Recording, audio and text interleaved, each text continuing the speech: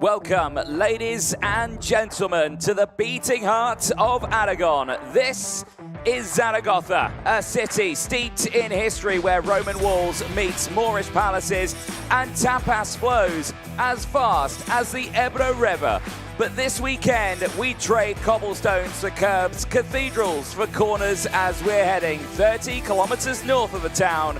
This is the Zuera International Karting Circuit, a track known for its lightning-quick straights and sweeping bends.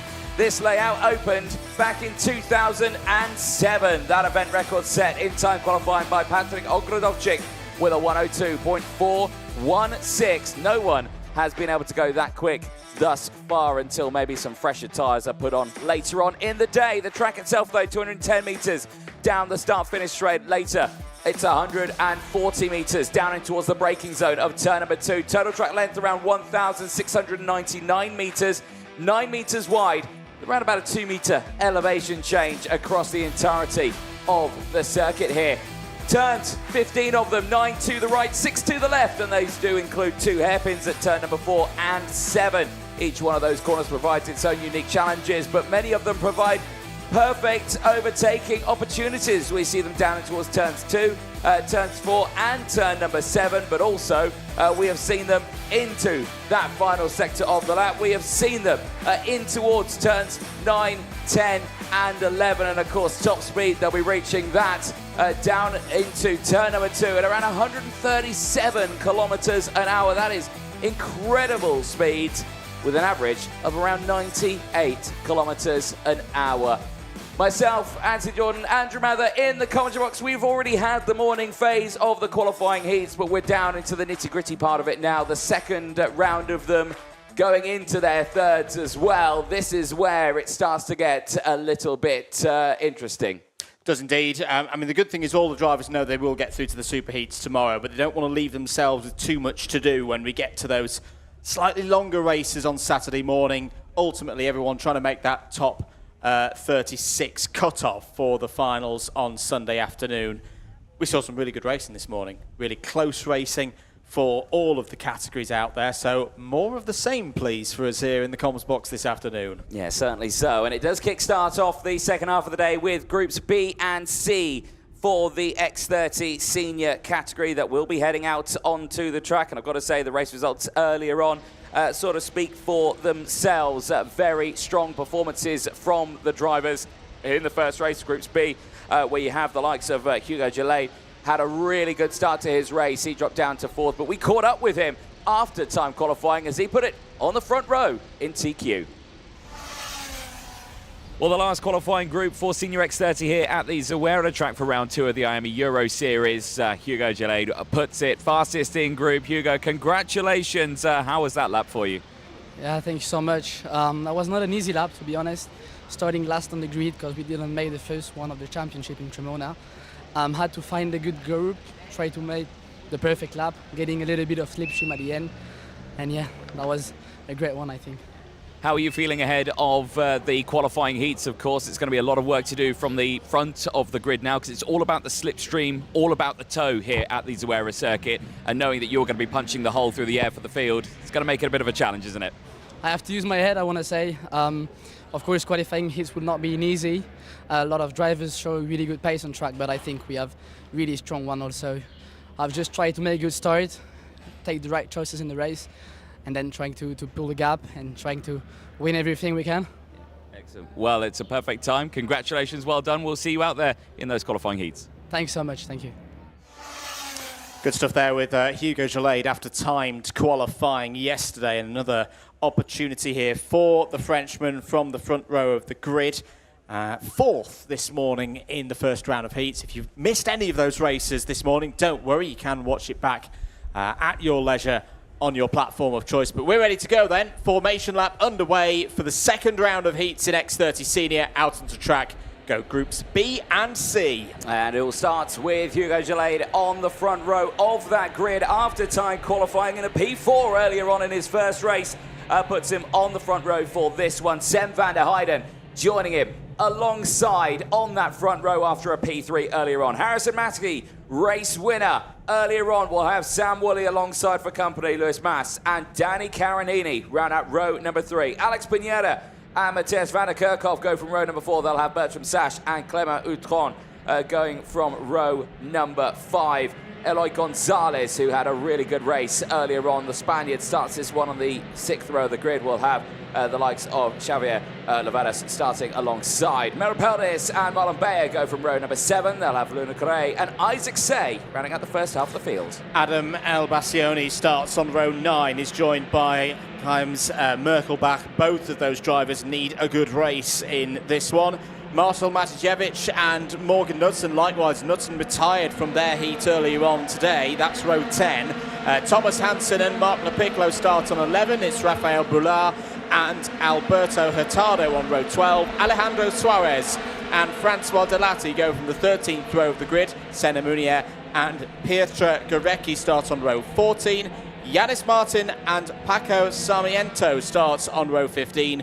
Rory O'Connor for Pantano Racing Team completes the 31 strong field for this heat. Yeah, certainly so. And like we were saying, some really good races earlier on for the seniors. There is race director Martin Bean on his gantry, ready to kickstart these races, which, well, for the seniors have been pretty solid starts for them. They've keep it nice and patient down that start-finish straight. These are the fastest karts this weekend. Like you say, topping out at around 137 kilometers an hour into the braking zone. There is a look at live feed from Race Control. Head of Race Control, Joanna Falcao in the middle, joined by David Manchester in the background, Sam Fisher in the foreground. They're keeping an eye on all the races, and Sam Fisher once again trying his best to keep a straight face because he can see himself on camera. But as you see, the live feed still going on. They're ready ahead of watching these races, but still a tense moment for these drivers. Like you say, if Harrison Mackey wants to emulate what he did earlier on, he wants to get that win, he wants to keep those maximum points. He knows that Danny Carinini had a relatively tough race earlier on where he finished P7. Danny Carinini being one of those other drivers who was really fought up at that sharp end of the field. Otto Pukinen is one to watch out for as well. Now, he's not in this race. He'll be in the next one.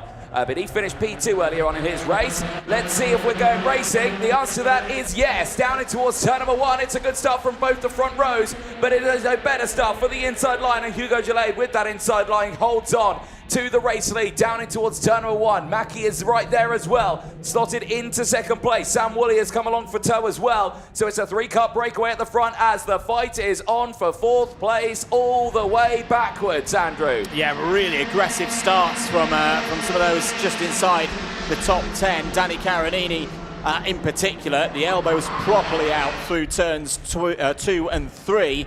At the front of the field, though, it's Gelade leading. Harrison Mackey there in second place. This is a big opportunity for Harrison Mackey to really put down a marker against the rest of this field.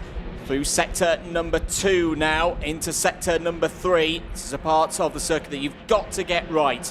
Through 13, through 14 as well, all to set things up for this long run now. On the power, full power, all the way round turn 15, down one of the longest straights that we have here this season to complete a 1.699 kilometre lap. At the end of lap 1, it's Gelade from Mackey, but you get the sense that Mackey's going to attack soon. A little bit further down the order, who's had a good start? Eloy Gonzalez has had another really strong opening to his race. He's up 4 places as there goes Mackey down the inside into the race lead. Yeah, we were expecting that to come sooner rather than later. He did this earlier on. He knows he can control the pack from the front, but this time he's got new drivers that he's racing against in the form of Hugo Gelade. These two did race earlier on with each other, but right now, once more, fighting at that sharp end. They want to get a little bit of a different story, I think, between the two of them after what happened earlier on to Hugo Gelade's P4 finish. Luis Mas as well is looking to want to capitalise on the start of this race. He finished P7 earlier on in that first race. He's currently there in 4th. And he is closing in on Sam Woolley up ahead, but he has got Sam van der Heijden for company just behind. Sam van der Heijden will be one who will want to really capitalise in this one, who's already down 3 spots in this race. But still plenty of laps for the Dutch driver to come back through. So end of lap number 2, Mackey leads from Gelade. Woolley there in 3rd place, Mas van der Heijden to top 5. as Woolley feels the need to defend ahead of Mas. Keep an eye on Eloy Gonzalez, 6th in the line there, in the red and white colours of Monlau Motorsport. Van der Heyden has a little look there at Mas into turn number 5. Where is Danny Caronini in all of this? He's in 8th place at the moment, which is not where you'd expect the reigning champion to be in one of these heats. He's normally so strong in the more big drive for Gonzalez off of turn 7 there. Jumps Van der Heyden. Van der Heyden, I think, was just a little bit slow off of the hairpin. He's dropped 2 places also through. One of the strongest drivers from Cremona, Matthias van der Kerkhoff, wanted to build on a 5th place earlier today. Yep, certainly does. Well, for Mackie and Gillade right now, no drama from that chasing pack. They can push and pull each other along that start-finish straight. Their pace is good. 121, 125 across the line. 123s from the groups behind as well, and that is still kicking off because they can see that they're breaking away at the front, and Lewis Mas is just saying, right, I want to lead this train now, follow me, let's close in on the drivers behind. Now, more karts does mean that you get more of a slipstream through the air, more of a hole is punched in. If there's more karts in a group means there's more variables that are at play here, and that means more drivers going for overtakes, you lose time, and then yes, it ends up going backwards more than forwards. But now that Mas has got that comfortably in position, Woolley now there in 4th and Eloy Gonzalez still holding on to 5th place, you would think now that maybe they would start to work together a little bit more and potentially close this gap. It's already around 9/10 of a second. You can see how much Gillade has fallen back. I'll be curious to see what it'll be like when they next cross the line. This was that overtake again from Mas, just down the inside of Sam Woolley. That is at the hairpin of turn number 4. Nicely done. Nothing wrong with that. Carbon, like perfect overtake here. Yeah, routine move there from Mas to get through. Meanwhile, Gillade trying to put Harris and Mackie off there on the run into turn 3. Woolley's actually gone back down the inside and got Mas back into 3rd place. Maybe Woolley just feeling at the moment that he's not quite got the pace to race up to these two, but at the same time doesn't want to find himself just being continuously shuffled back in the pack towards that 6th, 7th, 8th place region. He was 9th in the first round of heats earlier on today, so sometimes you see that from a driver. If they reckon they haven't got the pace to lead the front, they almost try and cause a bit of disruption immediately behind them. Defense the best form of attack. We'll see how that goes for Sam Woolley. Meanwhile, notification from race control. An investigation is underway for potentially causing a collision for the 219 of Boulard. Indeed, so we'll keep a very close eye on how that unfolds. On to lap number 6 now of this race, and they're pushing through nicely so far in these early stages, but still not seeing any full attacks here or defensive lines from either one of these two drivers, which is keeping that group behind at bay. This is exactly what all these drivers want to be in the sort of situation. We didn't get these sort of situations in the races earlier on. It was all just a case of, right, everyone was sussing out how everyone's pace was right at the start of the day, because we hadn't seen any races until that point. Usually we get a good understanding of where people are at this point of the weekend, because we'd usually have race heats the day before after qualifying. There were no race heats after qualifying. So today was the first time we really see them race, and that's why those first couple of races may have been a little bit more feisty than what they would usually be. Yeah, absolutely. You know, there's less opportunity, the weighting of the points versus each individual heat. Normally the seniors have sometimes even 5 heats. So if you do have a bad race, you can even things out across the other 4. When it's a 3-round, we've seen this for the juniors and the minis for a long time. You've got to go out there and get the job done on a day like today, and that's definitely what Harrison Mackie and Hugo Gillade are doing right now. We're on lap number 7 of 9. The gap is 1.6 penalties. Warning flag and the 5-second penalty associated with it is in. It's quite a big one. Matthias van der Kerkhoff, currently 6th on the road, has received that penalty. So the winner from last time out in Cremona, having a tough time out there. At the moment, that 5 seconds would drop van der Kerkhoff from 6th down to around 13th, 12th, 13th position. Yeah, indeed. Not what he would like to see when he next comes to the start-finish line. Still can't put anything on these two here. Is Hugo Gelé just dropping back, or is he just priming himself, testing the waters here to see that slipstream effect? Because what he doesn't want to do is he doesn't want to be right on that rear bumper here. He wants to be closing in and on that rear bumper into the braking zone, because that's when he can send it down the inside. But looking at that, hey, Mackey's got some straight line pace here. I don't think he might need to defend at all going into these final few laps. This is playing right into the hands of Harrison Mackie, of how we've seen him race for a good couple of years now in the junior category, stepping up into the seniors. This is how he won so many races in the juniors, just this almost metronomic hammering of the rest of the field, lap after lap after lap of this strong pace, particularly at the front of the order. Here's a good scrap, or was a good scrap on your screens, with the likes of Van der Kerkhoff and Pinera and Utron coming through as well. Clement Utron, who had a bit of a tough day yesterday for Dream Racing, but we've seen the Frenchman have many a good race up through the field, trying to gain some positions from where he started on the 5th row of the grid. But look at the power, the setup work that's been done by the Mackie family and by Fusion Motorsport. Really putting them in a strong position right now. Once again, Hugo Gelé doesn't really have anything in the locker right now to attack into either turn 1 or turn 2. They hold in these positions. Meanwhile, a little bit further back, Sam Woolley still holding 3rd place ahead of Lewis Mas. Now that will help out Hugo Gelé massively. Mackie went defensive there into turn 4. I think something that he didn't really need to do, but it's understandable that a driver would do it. It's a last lap, and you know you've got someone behind you. You don't know how fully close they are or how committed they will be for a lunge down the inside, but Gelé has not done that, but he might do it in this last sector, however, because Mackie again continues to check over the shoulder and just hugs a much tighter line through all of these last few corners. He might have this settled as long as he doesn't try and get the up and over on him out of this final corner, and he might have just done that if he can get the pace down that start-finish line, but I don't think it's going to be enough. Harrison Mackie will sail to a 2nd victory on circuit, 100 points to his name, ahead of Hugo Gelé's 82 points. Sam Woolley and Lewis Mas, Danny Carinini finishing in P5 from Sam Van Heyden, Eloy Gonzalez, Joves finishing in 8th place from Utron, Van der Kerkhoff dropping down to 10th place. Very good race management there from Harrison Mackie. I think he was defending there, knowing that he had the pace coming out of turn 15. Good way of just keeping things under control, not allowing Hugo Gelé any kind of opportunity to come back through. And for Harrison Mackie, that is going to at least put him into a share of the intermediate points lead at the end of this 2nd round. Still another round to go, which could potentially be a decider for pole position in the first of the superheats tomorrow. Drivers will return back to the pits, go through all the standard and mandatory checks. Harrison Mackie can get ready for round number 3, knowing he's got 2 wins in the book already.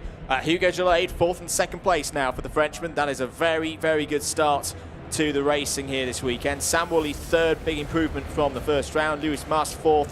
Danny Carinini still in there in 5th place. Sam Van der Heyden 6th ahead of Eloy Gonzalez.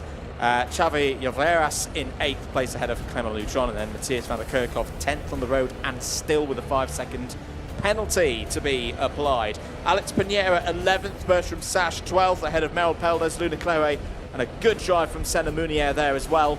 The biggest mover up through the field from 27th on the grid to 15th.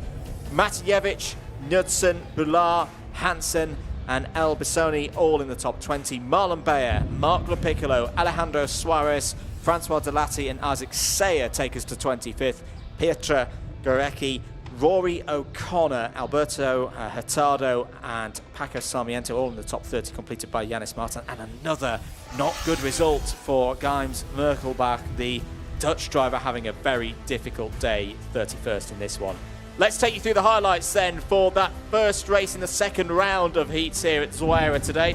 Pretty even start across the front row. Harrison Mackie making those early moves. This was the overtake for the race lead down the inside of Hugo Gelé into turn number 3 on the second lap. Meanwhile, good scrap going on for third place. Eloy Gonzalez in the middle of it once again, looking to repeat that second place from earlier on in the day. Sam Woolley was holding the pace at the front of this pack. Luis Marshaus a go down the inside, takes third place, but Woolley would reply back not soon after. Clement Utron and Van der Kerkhoff all trying to get past Pinera there for the RC2 team.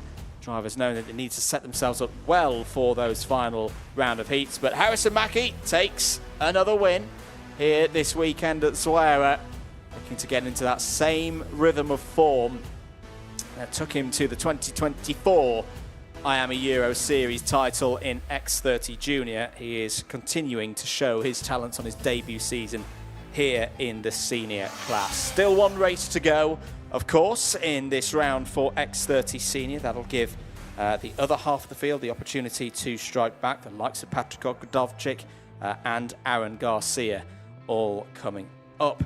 Do stick with us here. Hope you're enjoying the coverage brought to you by the RGMMC team. Andrew Mather and Anthony Jordan on commentary duties for you. And let's head down to Anthony, who's in the paddock. Thank you very much, Andrew. Yes, down here in Parc Fermé, race winner, double race winner now, Harrison Mackie. A great run from you on that one, exactly what you needed. Tell us how you're feeling after that. It weren't an easy race. Obviously, we had thingy behind us, but I controlled that, and when I sort of knew to defend, I defended, and just sort of weren't an easy race, but I just had to use my head and sort of make the right decision at the right time. Pace was pretty rapid from you as well. You were able to hold on to your own down those start-finish straights. Didn't really need to worry about a slipstream or anything.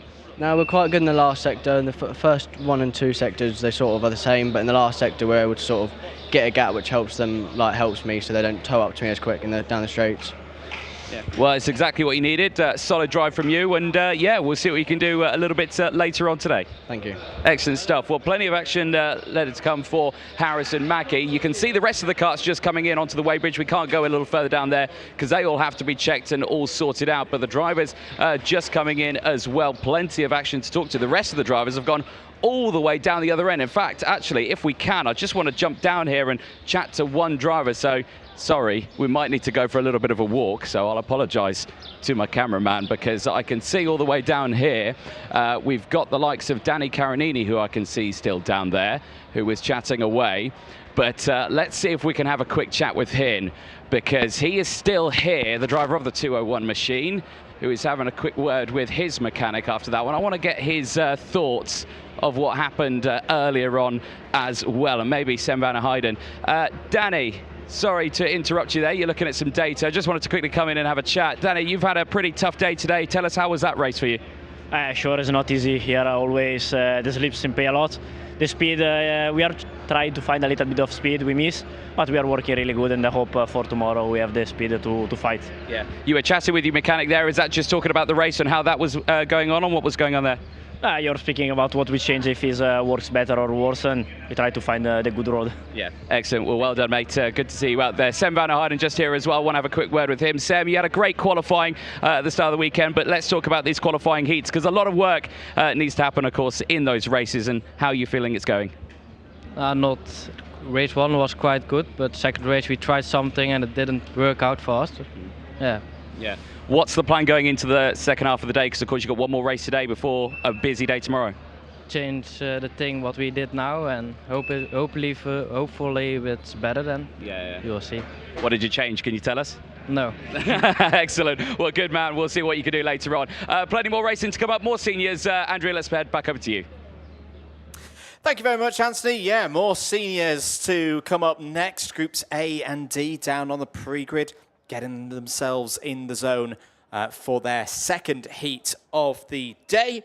Another 9 laps to get things going for this one, and for particularly those drivers who had a good first round. Having seen Harrison Mackie get 2 wins from 2, it's imperative now that they keep that scoreboard pressure up for the next few races. There at the front of the grid, Patrick Ogrodovchik absolutely nailed qualifying yesterday, particularly his run through the crucial third sector to be on the front of the grid for this one. Aaron Garcia alongside on that front row is going to be a big big challenger you feel in this next race.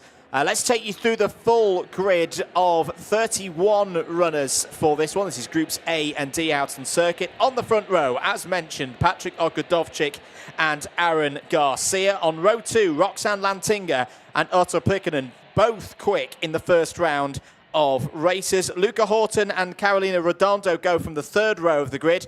And on row 4, we find Norway's Marius Barryberg alongside Italy's Christian Biasate. Row 5, Mark Granada and Riccardo Ferrari. Row 6, Andy Rattel and Morgan Moore. Plenty of firepower on that one. Manu Leodikis and Lewis Bird will go from the 7th row of the grid. It's then Niklas Hirsch and Maxime Blanchemont on row 8. Wanaluya and Mari Barryberg go from row number 9.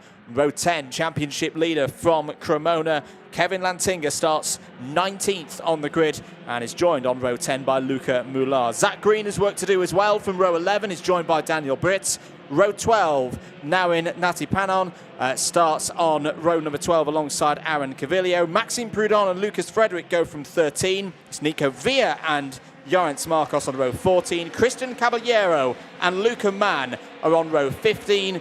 It's a 31-strong field completed by Poland's Michał Górecki.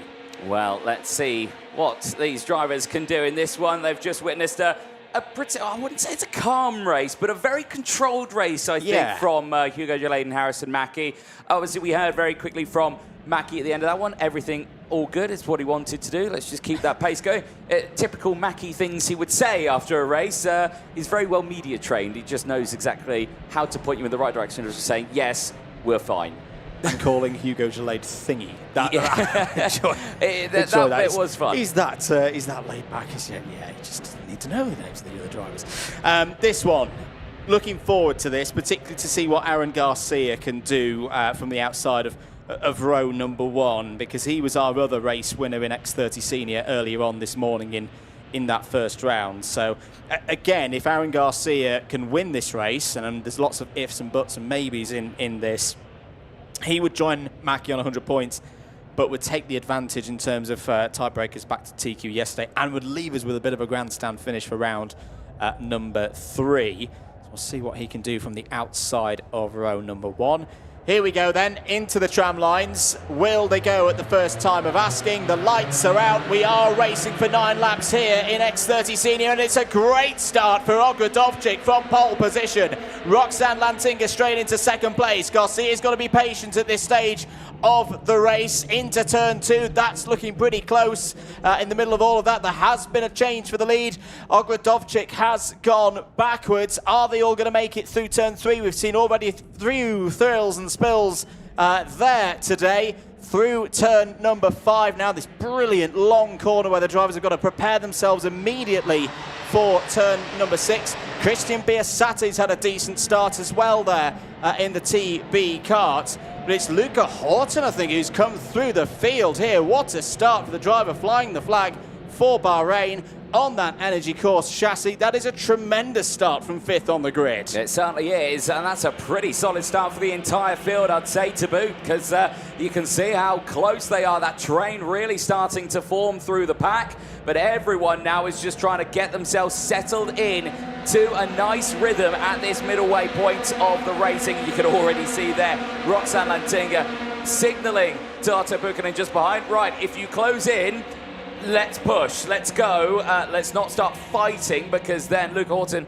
will just break away, and that's not what you would want to see. There you can see as well, it all kicking off. I think Marius Barryberger just trying to hold on to position. Patrick Ogrodovchik there as well. Christian Biasate now down into P5, but still up in this race. So having a nice little scrap there on your screen. Then you have the likes of the Aaron Garcia battle. Aaron Garcia will be looking for a good race in this one also after a strong end to the race earlier on. But right now is down there, 7 places. Not the starts he would have wanted, Andrew. And this is kind of, again, an example of the story of X30 Senior so far. You know, you just seem to look at the points from Cremona and how close it is, you know, across the top 5 or 6 drivers.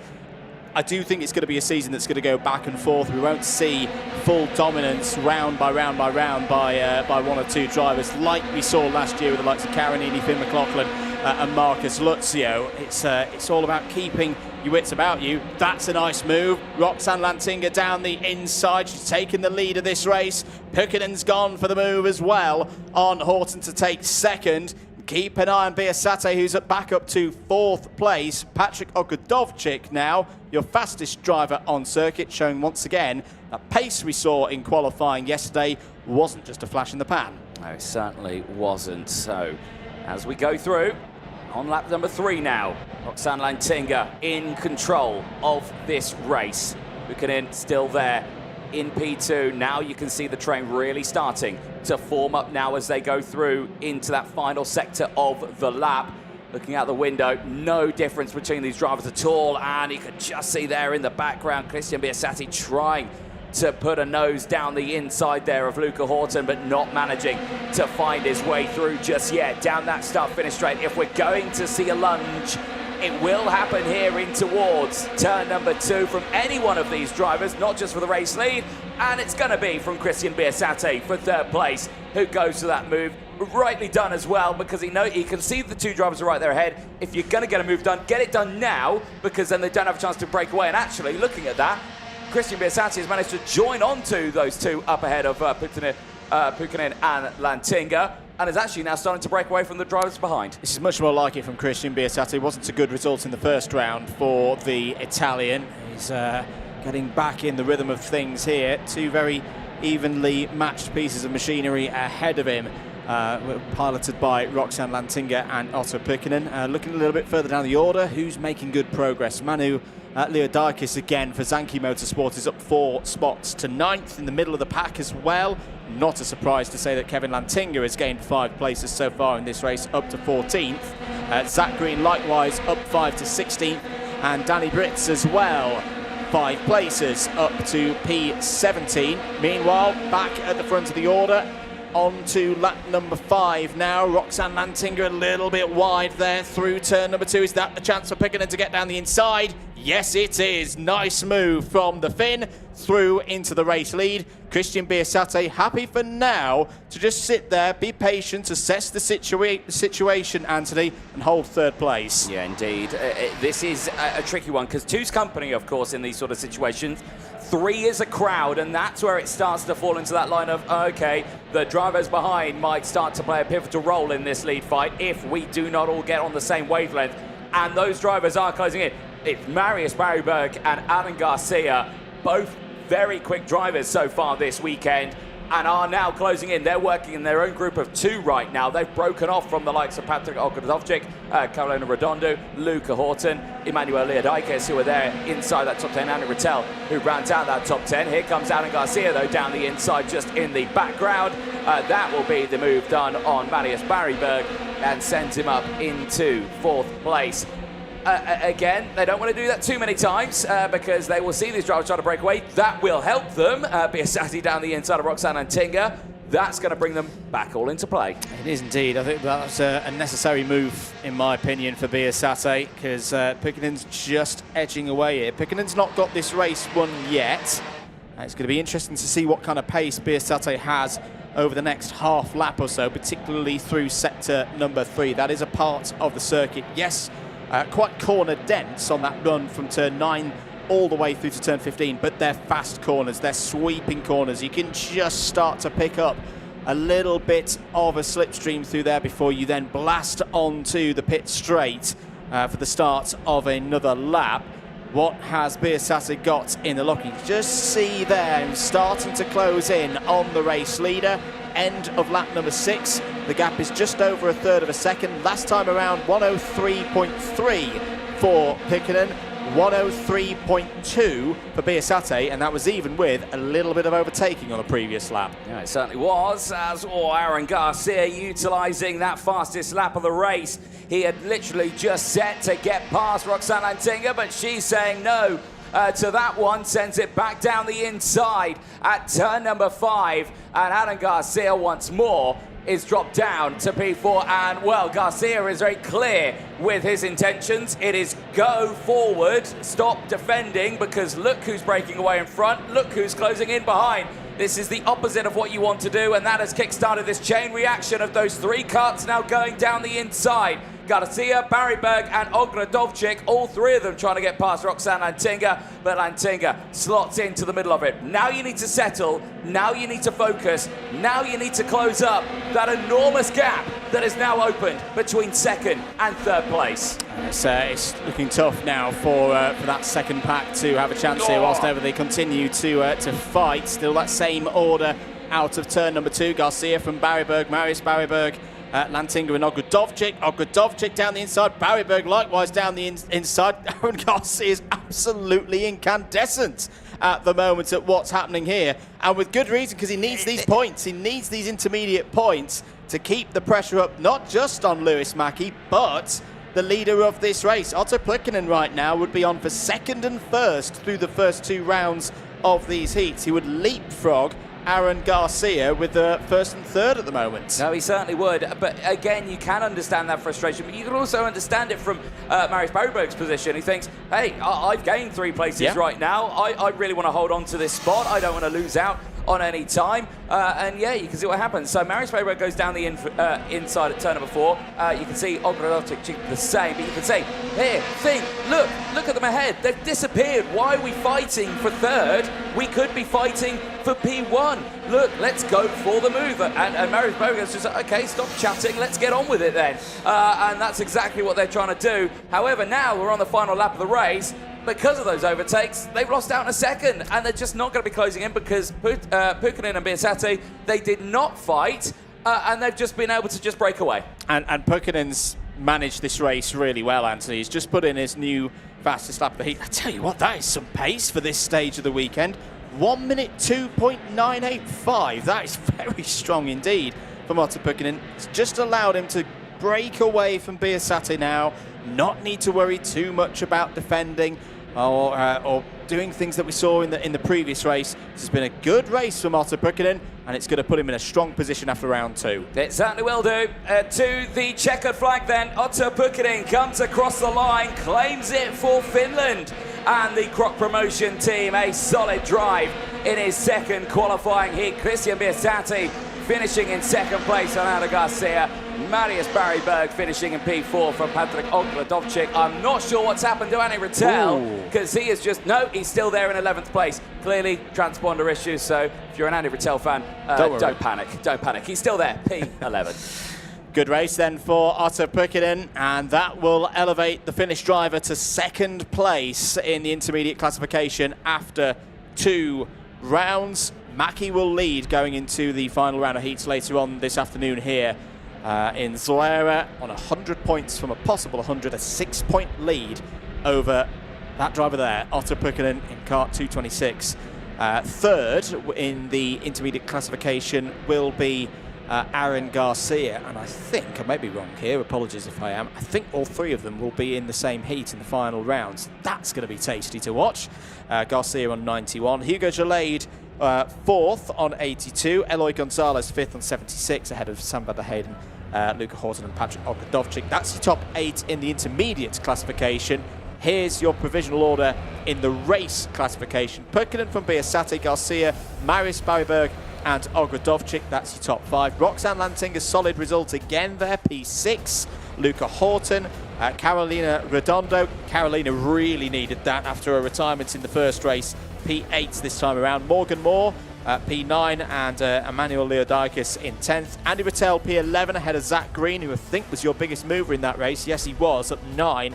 Ricardo Ferrari, Mark Granado, and Kevin Lantinga in the top 15. A question mark at the moment as to whether Kevin Lantinga will retain his championship lead with how things are going here today. There are some points to be awarded after these qualifying heats. 16th for Danny Britz, 17th for Maxime Blanchemont, Lewis Bird and Nicholas Herschel in the top 20, completed by Mari Barryberg, Luca Mular in 21st, Caballero, Aluya Cavillo, Grudon, Gurecki, Marcos and Villa all getting to the line in the top 30. Let's go through some of the highlights for that 4th heat of the day for X30 Senior.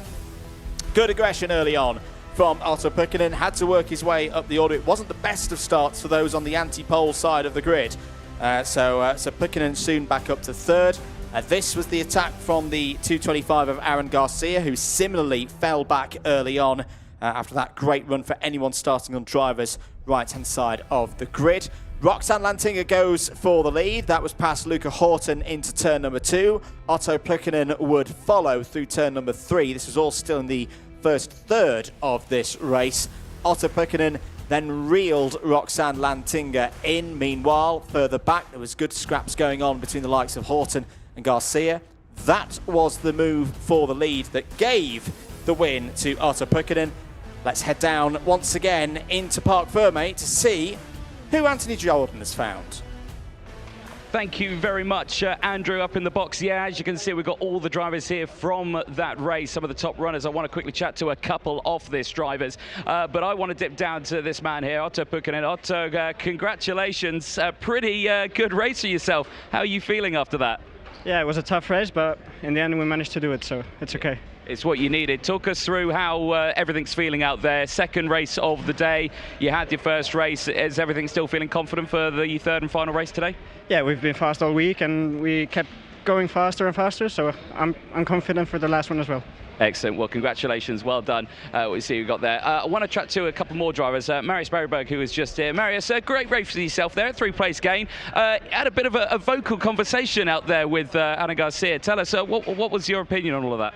Yeah, of course, it was a tough race. We were lacking a bit of pace, and then, of course, Aaron passed me, and I see he's a lot faster. So I tried to pass to maybe try to keep third, but then I see that the people behind start fighting, and we get a gap, and then we just to keep going. Yeah. But it was a tough old race on that one, but everything's looking good. You're looking quick. Are you feeling confident still for the end of the weekend? Yeah, I'm feeling confident for sure if we do some changes on this to the kart. Oh fuck, I don't know what to say. That's all right, don't worry. Apologies for the language there from Marius Bergberg. I want to see if I can quickly find Alan Garcia. Now, his car is here. I think he may have seen me approaching, and I think he's done the smart thing and dived out of the way, which is absolutely fair. Mr. Grice there also. If we've got a bit of time, if there's any other drivers, well, there's plenty of drivers down here that were coming in. I can see Lewis Birdie standing there. It's had a pretty tough race. You've got the likes of Zach Green also down there. Riccardo Ferrari is always a nice driver to have a chat to. We'll see if we can jump in and chat with him. We have to let him go over the scales first, though, however, because they all need to be checked over. Zanki Motorsport, of course, we spoke to Danny Caronini earlier on. Those two are borderline besties. And let's see if we can chat to Mr. Riccardo Ferrari. Riccardo, good run for you there. You happy with the results and happy with the racing so far? Yeah, not at all, but yeah, we are struggling a bit, but these are races, we try to do our best. Yeah. How are you liking the Zuera circuit? It's a fast one here, isn't it? Yeah, it's really difficult, really fast, and really long, and yeah, but I like, not bad. Excellent stuff. Well, congratulations, well done. We'll see you out there later on today. Zach Green coming through as well with the Jamie Green Racing team. Zach, if I could grab a quick word for you. Tough races out there, how is it feeling? Yeah, we've been struggling a bit. In qualifying, I was quite far down the order, but we made some changes, and in the last heat, I think I was quite fast and was able to come through. Yeah. What changes do you reckon you're going to make between now and the next race? There was a few small things there. I had a bit of understeer, so maybe some more caster or something like this. Yeah. We'll see. Well, let's see. Best of luck for you for those next races. Well done to a lot of those drivers. Well, as they all come in, the seniors are pretty much done and dusted for now. There are more races coming up. Juniors will be coming up next. So let's head back up to the commentary box. Andrew Mather is up there, I'm sure, is dying to talk about the juniors coming up next. Absolutely, because the first round of heats that we had for the X30 juniors were two very, very exciting races, and were well positioned at the start of this second round to have another good one. Both of your winners from earlier on this morning in those first heats are in this race, so we're going to see a break of the tiebreaker at the top of the intermediate classification from that first round. Dan Alaman, one of those winners, you can just see at the front of the field there. We'll start from the very front of the field, and then Louis Bazaret in the black and white Victory Lane karting machine. You can just see on the opposite side of the grid on row number 2, we'll start this race from 4th. So in terms of the form book, those are the drivers that we definitely need to keep an eye on, but there's another 21 drivers out there who want to take their first wins of the weekend so far. They'll be out on track shortly for the start of their formation laps. And once again, it'll be 7 laps, just short of 12 kilometres, the race distance for this qualifying heat. Get us going for the second round in X30 Junior. Let's take you through the order and how they line up for this one. It is Junior X30 qualifying heat B versus C, and it starts with Dan Alleman on pole position. He'll be joined by Ludwig Granqvist on the front row of the grid, who had a really good race earlier on, but just got pipped on that last lap into Sector 3. Finley Lines and Louis Bazare, they start from the second row of the grid. What can the Frenchman do this time around after that win earlier on in the racing? Daniel Sabugo and Benjamin Westwood, they round out the top 6 on row number 3. Max Endicott and Didier Krief go from row 4. They'll have Denny Babacek and Jacob Bachelor on row number 5. The first half of the field is ended with Jesse Phillips and Christian Feilund. Row number 7, Alex Martinez had very good race pace earlier on today and is joined by Henry Carter for the start of this one. Max Yule and Gabriel Canal start on row number 8. Ivan Gonzalez and Romeo Mello start on row number 9. Jugarana and Alexandra Point of Luxembourg complete the top 20 for the start of this race. Rafael Zanask and Marcus Papp start on row 11. And then the 23rd driver for the start of this qualifying heat between groups B and C, start number 39 of Peter Sarkisian. Well, for these drivers now, it is just a case of get these karts to the end. However, I am seeing on my screen here, Andrew, Christian Feilund, who is supposed to be starting in the middle of the pack here in P12, driver from Norway, not clocking up on my screen. Now, not sure if that's from an incident later on or if he missed the gate or anything. But yes, the driver from Norway is in fact missing. So we'll try and figure that one out as this race goes on. But still, so far, all the action has been happening in the seniors. It's time, though, once more for the juniors. I've got an answer for you on the Christian Feilund situation. We will not see that kart for that driver for the rest of the weekend.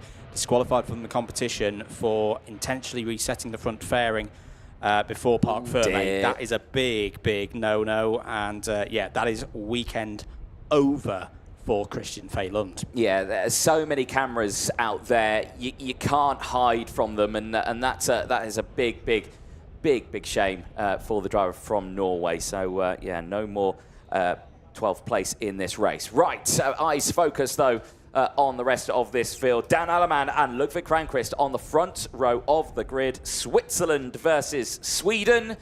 Let's see what happens then as they round turn 14 into the final turn. They pass over the red line.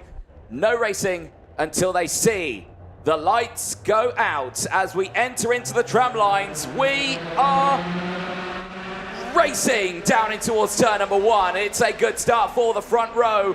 And Dan Alleman, look at that, stretches an open lead straight away. No drama whatsoever. Granqvist holds on to second, but that is a good start for the front row. Very good start for the front row and a very good overtake round the outside of Finley Lines from Ludwig Granqvist. Oh, a bit of dust being kicked up again. Someone's got a very rearranged front fairing or front, or at least the bodywork of the front fairing through the middle of the pack there. Finley Lines slotted into 3rd place. Got the attentions of Louis Bazare there, winner of his first heat from earlier on in the day. And that battle for those on 50 points after the first round. There's a bit of a gap now between Alleman and Bazare. That's a nice move as well. Down the inside, is that Didier Krief making moves? Yes, it was, in the number 31 Fusion Benelux team. That's the Belgium, Netherlands and Luxembourg offshoot team of the Fusion powerhouse. End of lap number 1. Alleman leads from Granqvist by 1/4 of a second. Lines, Bazare and Krief complete the top 5. They certainly do. And look at this train here. Really starting to form up. Granqvist looking like he doesn't want to be in second place so much longer. You can see that train starting to kick off behind, and it is kicking off behind Louis Bazare down the inside. At turn number 4, gets up into 3rd place. That gives them a little bit of a buffer now for Granqvist and Alleman. But they need to just think, you know, clearly they've not got the outright pace here. The fact that that second group has managed to stick with them, despite the fact they have been overtaking and getting those lunges done. And speaking of those lunges, Didier Krief has just said hello to Finley Lines and has managed to squeeze his way past and is up into 4th place. Good stuff there from Didier Krief, who's been quick through every single sessions so far this weekend. Notice from race control, Gabriel Canal, the son of World Endurance Championship driver Julien Canal, has he's under investigation for something that's happened in the early stages of this race. Canal currently 15th on the road. Kreeft on the attack again, down the inside into turn 1. Big move there from Didier Kreeft up to 3rd place, and Finley Lines follows through as well as up to P4. Yeah, indeed. They've got to be careful now, though, because they're going to start to lose track of the 3 up ahead if they continue fighting, and they are continuing to fight because Bazaret's got back through past Lines. Martinez is up into P6. Endicott's there in 7th. Babacek, Westwood, they've all been chopping and changing for position. So again, they're going to be falling back in that order. They need to close it in. They need to push up higher in these results because Aleman and Granqvist, they're not fighting. They are just trying to work together to open up that gap. And for Didier Kreeft, it kind of put himself in a little bit of a bad spot here. Yes, he got those moves done. Yes, he looked quick. But now he's just off the back of these two. If that middle sector pace is good, he might still be okay, because as they exit out of turn 15, this is where it starts to get interesting. The speed trap will tell the story as they go across the line. It's 121, 122, 122 as well. So Kreeft is okay. He is with them as much as he can. He is not falling off the back, albeit from that shot there, it looks like he is, but it's still there in that pace. Bazaret, Lines, Martinez, they're still fighting, and I think Lines has got back up into P4 now. Yeah, it was a move through turn 1 for Finley Lines to return to that position. Who else is on the move further down the order? There's a few drivers gaining 2 positions, 1 position. No real huge mover, say 5 positions or more. But Max Yor, should note, is up 2 spots and into 13th place. So a calmer race by junior standards. Biggest mover of everyone out there. It's just outside the top 5 at the moment. Oh, Bazaret and Lines. That's a tough battle for 4th place. And as I say, Alex Martinez is the biggest mover in the top half of the field. Again, 7 places gained. There's some good pace at the moment for Axion Racing. We saw Martinez have a good drive through the field in the first round as well. Yeah, we certainly did. Once more, this is Finley Lines going over the lines there on the start-finish straight, but amazingly gets that done, and this is kicking off a huge fight. And once again, Alex Martinez, who had fought his way up the order, has been caught out once more at turn number 2 and goes backwards in the order. That is a huge shame for him, but the Lines Bazaret battle continues on this one. Endicott is right there. Babacek's now getting involved as they are pushing themselves through this field, but all the meanwhile at the front here, Aleman and Granqvist once again just carrying on a lovely Saturday drive in the sunshine. It's really good from Dan Aleman and Ludwig Granqvist doing the job at the moment. They're holding Didier Kreeft off at the moment. The gap about 0.8 of a second. Got to give it to Finley Lines. Full commitment. That was brave. That was really, really brave from Finley. I think we're going to have another look at it again. I'll be honest, I don't like to see that, particularly here at Zuera. That is a very, very fast part of racetrack. Louis Bazaret that's the moment for Martinez as well. Almost a carbon copy of what happened to Martinez in the very first heat. Same corner. Yeah, indeed. Yeah, you can see the contact just going through. Not sure who that contact was with. If it was front to rear or was it front to rear quarter going into one of those points. So, yeah, we'll keep an eye on that one. Aleman and Granqvist, though, pushing through, as I think there's been some drama for Endicott and Westwood. They just tumbled down the order. The same could be said for Gabriel Canal. Just tumbled down to 21st place on our grid. So that's a big drop for some of the drivers who are fighting up in that top fight here. We are getting into those final stages of the race. Last lap board will be out to the field this time around.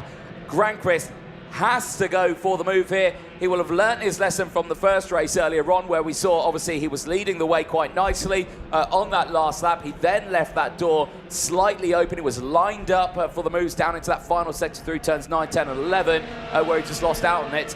Has he learned from that? And is he going to put something into play on this last lap? As the final lap board is out, it is Aleman and Granqvist 1 and 2.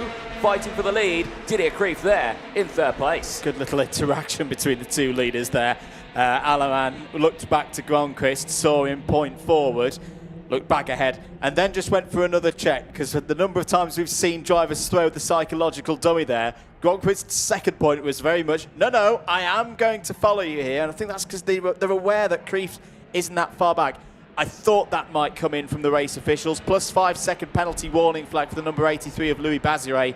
We imagine in the box that is for the very close moments and the putting onto the grass of Finlay Lines that we saw a few laps ago. Yeah, indeed. Well, these drivers now only with a few more corners to go. There's been no changes between these two drivers. But let's see what happens going round the final corner, because he might get a run to the line here. It is long enough to do it. He slots into the slipstream. He stays right behind. He pulls out alongside. It's close, but not close enough. Aleman takes it ahead of Ludwig Grandquist, 0.05 of a second between the two of them. Kreeft takes third, and that's a cracking shot that is there. How fast they go across the line. It is unbelievable speeds. They cross the start-finish line there. There is a speed trap. They cross it at 120 kilometers an hour, and that here in Spain is the speed limit you should be doing on the Autopista. Some speeds may vary, though, I'm sure, from some drivers. But for these drivers now just need to make their way back into Parc Fermé. It is all done until their third and final race later on today.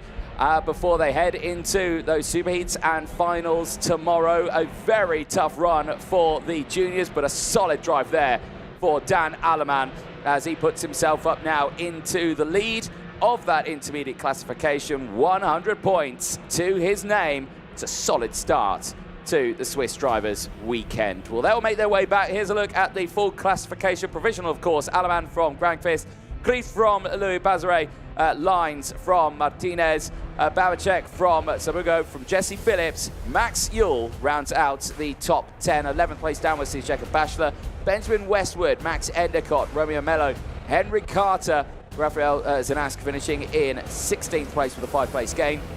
Ivan Gonzalez finishes in 17th ahead of Jugrada. Marcus Papp from Gabriel Canal finishing in 20th place. Peter Saracen and Alexandre Point not finishing the end of that race. Dramas on 2 individual laps there between those drivers, but clearly not the middle point of the weekend they will have wanted.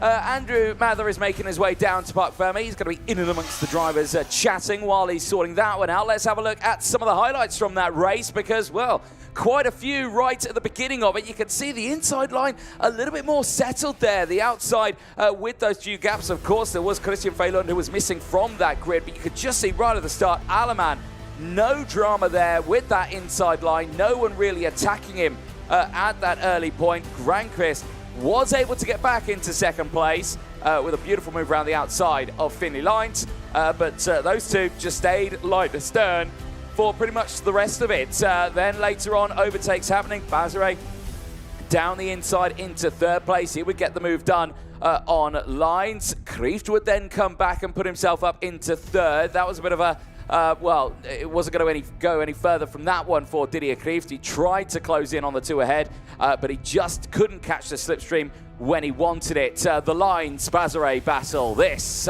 is one that we watched throughout this one. Finlay Lines trying to go for the moves, but Baziré just slamming the door closed at any given opportunity. This one over the start-finish line was the main one. Lines going half on and off the track to get that overtake done. Baziré slamming the door on that infield section. And then you had this moment here. So unfortunate for Alex Martinez. Again, gaining those positions in the early stages. He still had a good result. He finished that race in P6. However, tumbled down right at that last moment. To the line, it was a photo finish, but it would be Dan Aleman claiming the 100 points to his name going into his third race later on today. Stay tuned for that one. We look forward to it. More juniors will be coming up later on. Let's head down, though, to Parc Fermé because Andrew Mather is down there. Thank you very much, Anthony. Let's have a chat with our race winner, Dan Aleman. Dan, your mechanic was very, very happy with you after qualifying yesterday. After that performance, I imagine he's going to be even happier. Yeah, but it wasn't my mechanic, it was my dad. Oh, it was your dad? Well, good reason then to be bouncing up and down. Really good weekend for you so far. You seem to be driving with such an assured confident manner, more so than 2024. Would you agree with that? Yeah, I agree, because for me, the more I drive on this track, more I think I could go faster and really make a really good race also. And like, for me, it's very good like this. And good work there with Ludwig Gronquist. Impressive stuff from a new driver. Yeah, because he's also a good driver. Good stuff. Cheers, Dan. Thanks for talking to us. We'll have a little wander out back into the Parc Ferme area. Again, we can't talk to anyone who's just coming through the weighbridge. Let's have a chat with Max Yule. Max is with us. Max, good drive there. Happy? Yeah, I was happy with the race. I think the pace was definitely there. We got with that pack what started battling, and we made a couple of places from it. Give us some insight for in the middle of the pack. You know, it's tense at the front of the order, but I imagine particularly through the infield section, when you're in a pack, it's going to be quite tricky to pick where your line is. Yeah, it's hard because there's so much lines as well. Because it's such a wide track, you can go tight, wide, and it's just you got to find that gap and not get pushed off. What will you be working on between now and the next set of races? I mean, we raced well then. We just saw a little bit of pace out, but it was good. Good stuff. Thanks for talking to us, Max. I want to see if I can find Finlay Lines as well, but I think he's a bit further down the order. Keep it with us here at Zuera. Plenty more racing to go across the course of the afternoon. We've still got another full round of heats for you here in Spain. It's been a close day of racing. The conditions continue to be really, really good for the drivers. We've got a few more of them that we've just seen there in that final heat, or that last heat for the juniors. I think we've got Denny Babacek who might be up for a little chat with us. Denny, I'm going to just have you hop in for a minute. How's the day going so far for you? Am I allowed to swear? You are not allowed to swear. Oh. Not so good. Why? Just unfortunate, had a crash, and well, in both heats P7, but it's just always the start from the midfield is just always a lottery. So and everybody, once you actually get out of the fighting, everybody's just too far away and you can't do anything. But you know, don't you, from your time in X30 Mini, it's a long weekend, particularly here at Zuera. It is a bit of lottery at times with that slipstream, but there's still a good amount of time for you to find more pace ahead of tomorrow, isn't there? Yeah, still not finished today, so still got one more heat to hack it a little bit, but we will see. Yeah, we will see if we can improve a little bit, and that's what we can do. Good stuff. Thanks, Denny, for having a chat with us. I think now, in fact, yeah, let's get one more driver in for things. It's Romeo Mello with us. Romeo, how's the day gone so far? You have a good record around here. You happy so far? More or less. Have a difficult qualifying, and the race I need to go to the front. And yeah. Where do you think you may be lacking a bit? What were you discussing with mechanic and supporters? It's okay. It's all okay. This circuit, do you enjoy it? It's one of the longer circuits that we go to this season. I like the track. I think it's good. Yeah. Good stuff. Well, best of luck for the rest of the day. Just trying to see if we've got any more drivers around.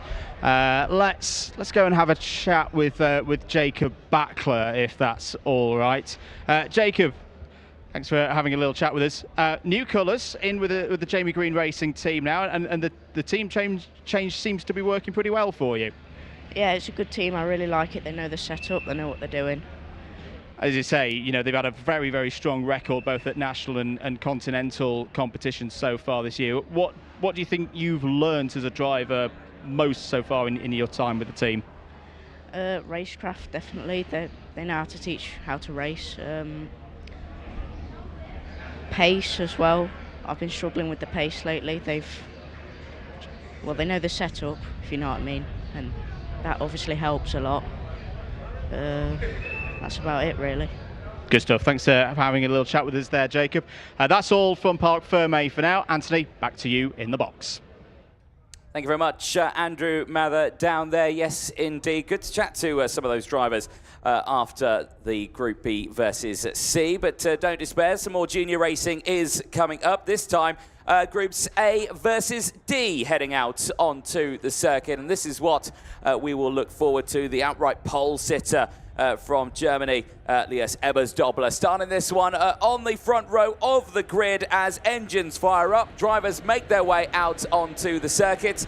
Let's quickly fire you through that full starting lineup as the massive grandstand here at the Zuera circuit is slowly starting to fill up with people wanting to watch the racing, basking in the beautiful Spanish sunshine here. It is Elias Ebersdobler of Germany and Freddie Wood on row number 1. Rock Pineda and Daniel Oliver go from row number 2. They'll have Riley Cranham and Bruno Grieling on row number 3. Row 4 will see Matteo Mellis and Archie Owen round out that row. They will have Suzuka Maeda of Japan and Sid Maker of Belgium rounding out the top 10 on row number 5. Elvis Krakowskis and Noah Grenier round out row number 6. They'll have Matteo Paruccio and David Stefan Michuna on row number 7. Igor Ivanchenko and Jan Rodriguez round out row number 8. They'll have Gamio Benecki and Tura Yerkin on row number 9. Nilas Malik and Veer Chopra, they round out the top 20 and they go from row number 10. Aurelio Gustinelli and Andrea Galamberti go from row 11. They'll have Matis Mush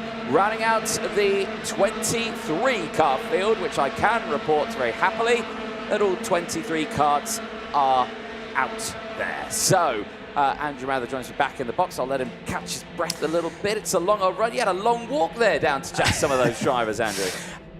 All I'll say is this is one of our better circuits, isn't it, Anthony, for the trip back to the box, especially after we had a run yesterday around the area. No, it's good conditions out there, 21 degrees air temperature, almost perfect conditions, you'd say, for kart racing. Looking forward to this one. A few drivers, I think, with a point to prove, perhaps, particularly the likes of Freddie Wood, starting down the front row of the grid. Didn't have the best of results in that first round of races. It was interesting kind of reading the body language of some of the drivers down there. Some of them, like Dan Alaman, very pleased. Some of them maybe shoulders dropping a little bit, frustrated at the weekend so far, the likes of Denny Babacek.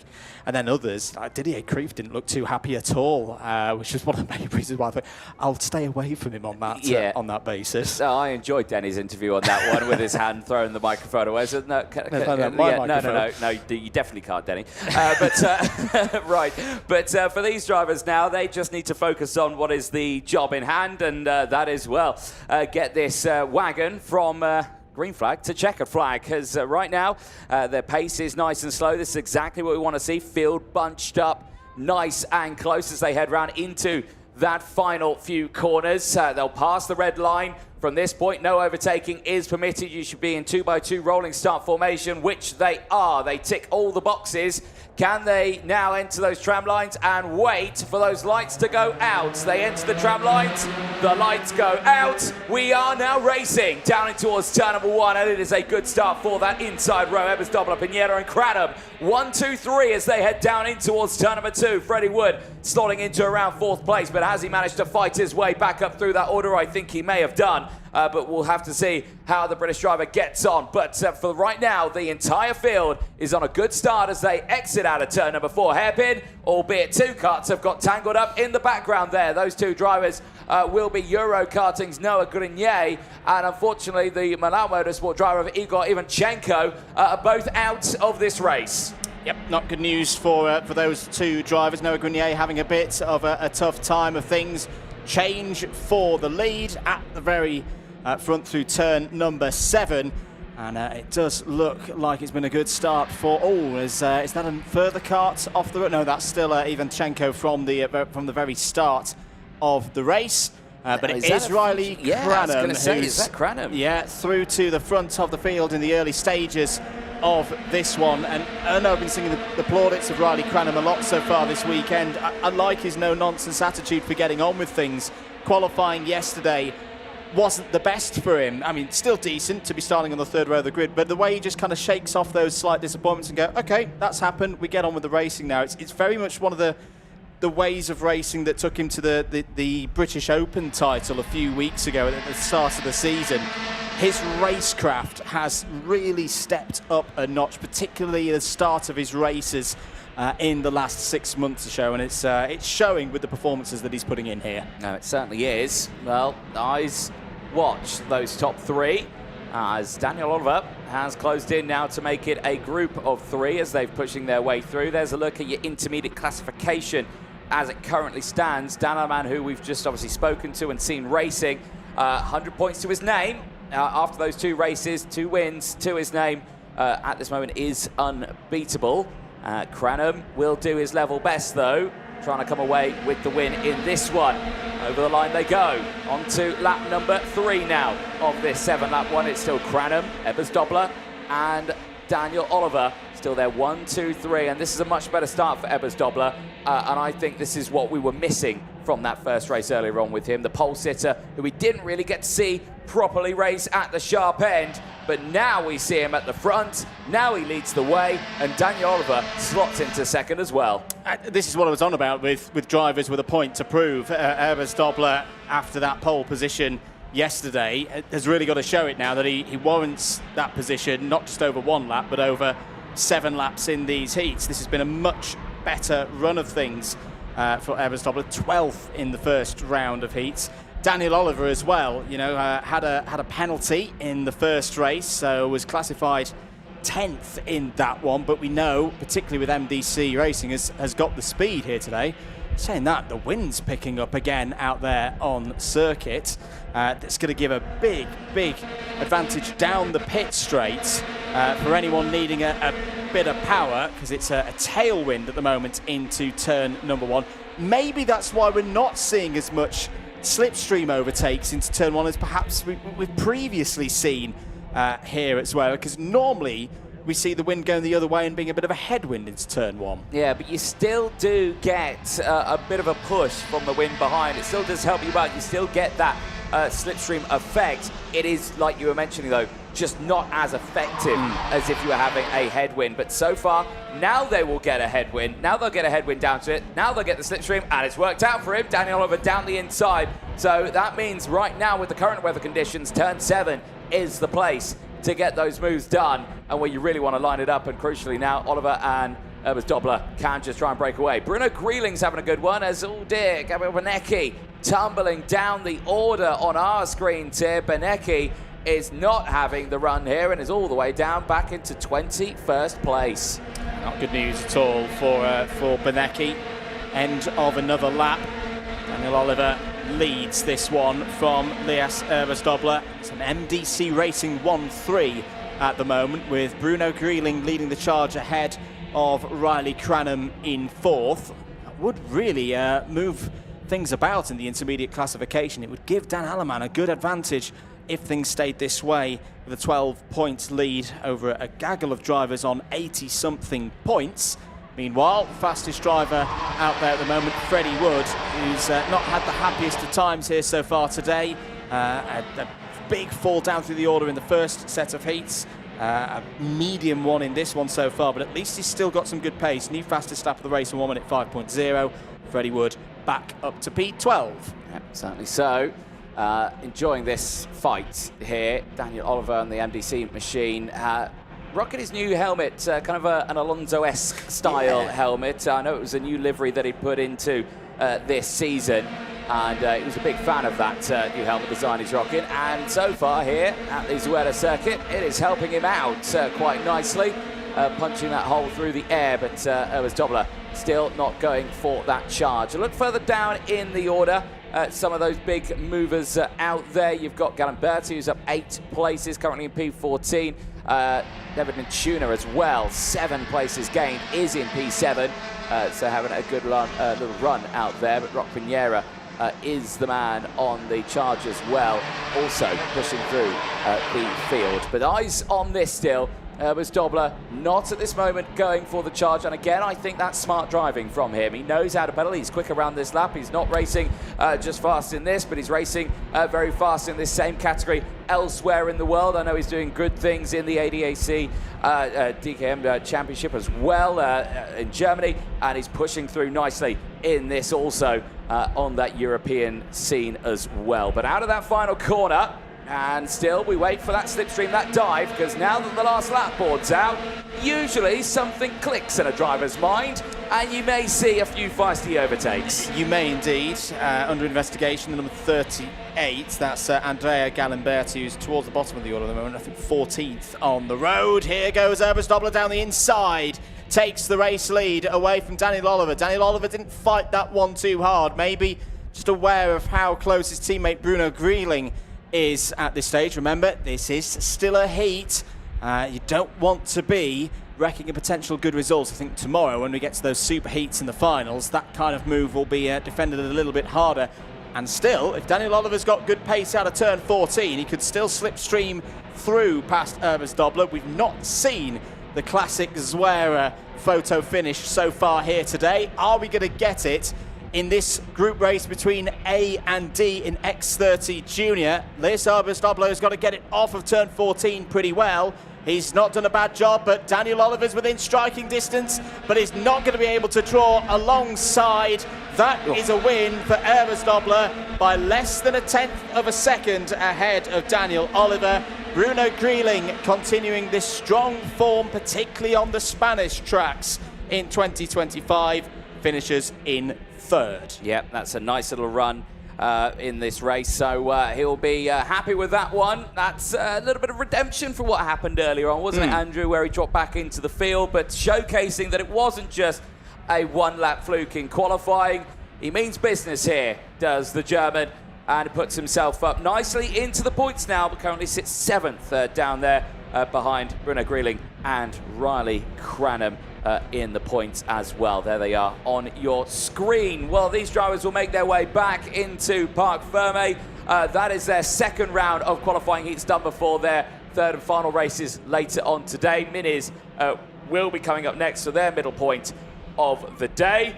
But for Ebersdobler, solid drive, you can't complain with that. Certainly very close at the end. Daniel Oliver was another impressive run in that one. There's a look at your full classification. There's provisionally, of course, Bruno Grieling finishing in third from Riley Cranham, David Minchuna from Sid the Rainmaker, Archie Owen from Matteo Mellis, Suzuka Maeda, and Elvis Krakowskis, who round out the top 10. 11th place downwards sees Freddie Wood and Rock Pinheiro. Matteo Peruzio finishing in 13th place out of Andrea Galimberti, who is under investigation, but with a good run in that one.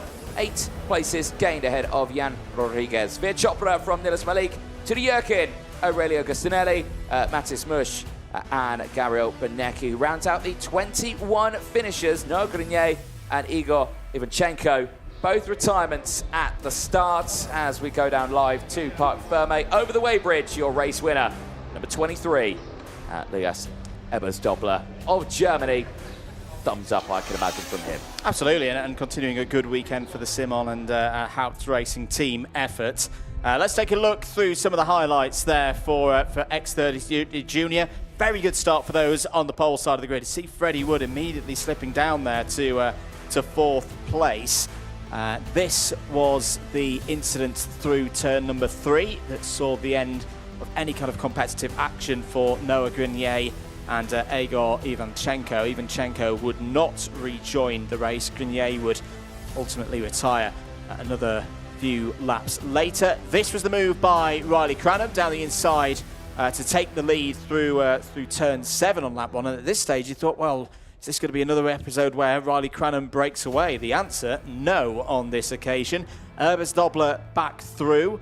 Daniel Oliver followed into 2nd place. Daniel Oliver would have a go himself into turn 7, successfully so, to take the lead on lap number 4. But a much better run this time, Anthony, for Ebersdobler, all served up into this final lap move. Yeah, indeed. Much more of a solid drive there, not getting involved in those scrappy little fights, not fighting with Daniel Oliver right through the get-go of that one, waiting for the prime opportunity, open up that battle buffer, one move which is clean, gets it done, takes the checkered. That is a mature, solid drive from the German, and will look to emulate that hopefully in his third and final race later on today. You can catch those juniors out on track.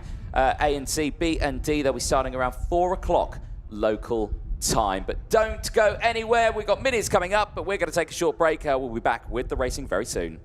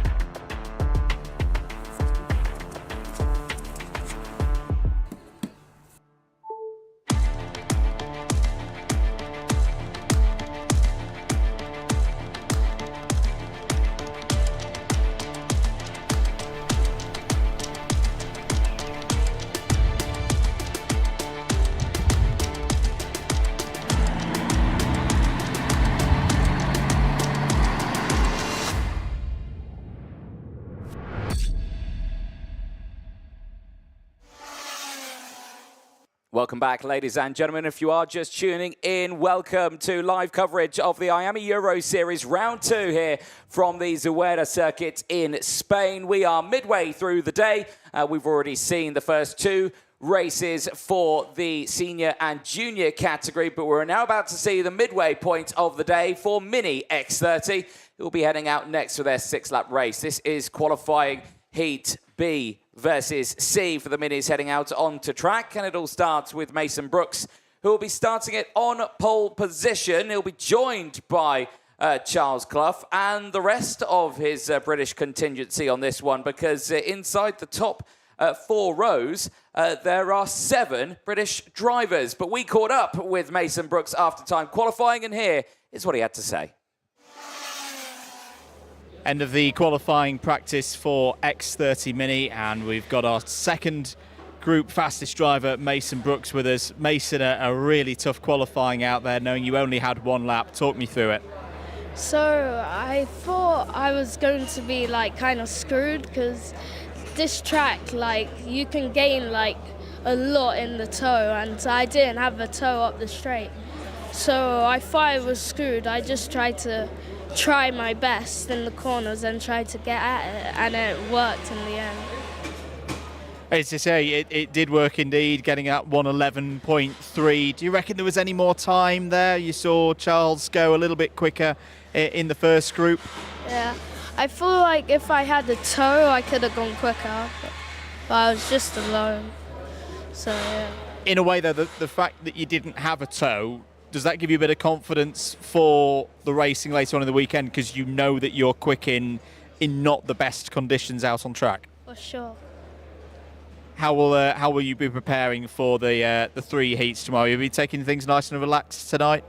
Yeah, just eat at a nice place and just have a good night's sleep, ready for tomorrow. And another great result for the team as well, Excel Motorsport continuing to have a great year. You must be very proud of them. Yeah, I am. Well done once again, Mason. We'll see you at the front of the grid tomorrow. Best of luck for the rest of the weekend. Thank you. Great to chat to Mason Brooks there. Always a smile on his face. Yeah. But serious face time now for Mason as he starts this one from the front row of the grid. And like you say, I mentioned it earlier on there, Andrew, this looks like more of a round of the British champs in this one, because like you say, 7 of the top 8 drivers in this one are all from the UK. It's Mason Brooks and Charles Clough on row number 1, Colby Patterson and Mason Hibbert on row 2, Harry Williams and Daniel Ferguson round out row number 3. Mathis Brageau is the highest ranked Frenchman in this one. He is joined by Johnson Stewart alongside Christian Kobe of Ireland, and Sasha Miras of Spain go from row number 5 in the first half of the grid. Baptiste Augustin and Milan Beku start on the 6th row of the grid. Min Jae Kim and Andy Stewart start from row 7. Ilyas Sami and Nahil Padavani will start from row number 8 in this one. Then it's Mason Kwong and Nicola Lopez on row 9. Stanislav Ziarko and Oliver Brayton start on row number 10. 21 drivers in this heat for X30 Mini, the last of them being Maxim van Crane. Right, let's get down to business for these drivers because, well, the first lap of the outlap is all done and dusted. This next one will be their formation lap, getting everything squared away and covered. At the moment, Nahil El Gahoudi and George House are the current winners of the heats in this racing so far. Patterson and Stewart with 2 second places earlier on. George Clark and Abraham Shelvis with 3rd places. And Ferguson and Newstead taking P4s earlier on. For the rest of the drivers here, it's all just about getting through. For Mason Brooks, had a bit of a stinker in his first race. Again, he's put that behind him. I'm sure he's focusing on what he can do in this one now. Yeah, P21 in the first round of heats for Mason Brooks, but a good result will pull him back into contention.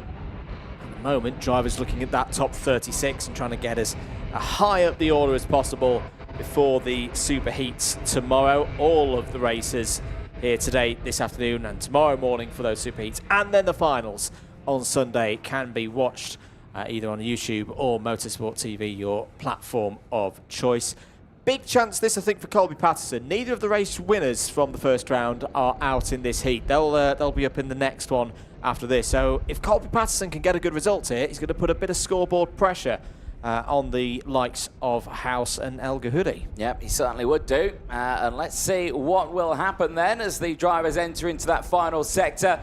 Took them a while to get the races started earlier on. Hopefully this time around they've been squared away and know how to get this one going. It was all about being a little bit too feisty on the go pedal. This time around looks absolutely solid as we enter the tram lines. Lights are out and we are racing down in towards turn number 1. It is a good start for the inside row, and this time for Mason Brooks. No dramas at the start as he holds on to the lead, but he goes wide on the outside here. He's going to try and switch back and get the power on, but he goes absolutely wheel to wheel with his teammate there. Colby Patterson, Charles Clough, all trying to push their way through.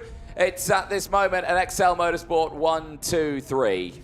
Harry Williams, I think, has got up the order though to break that 1, 2, 3 apart. The first of the fusions.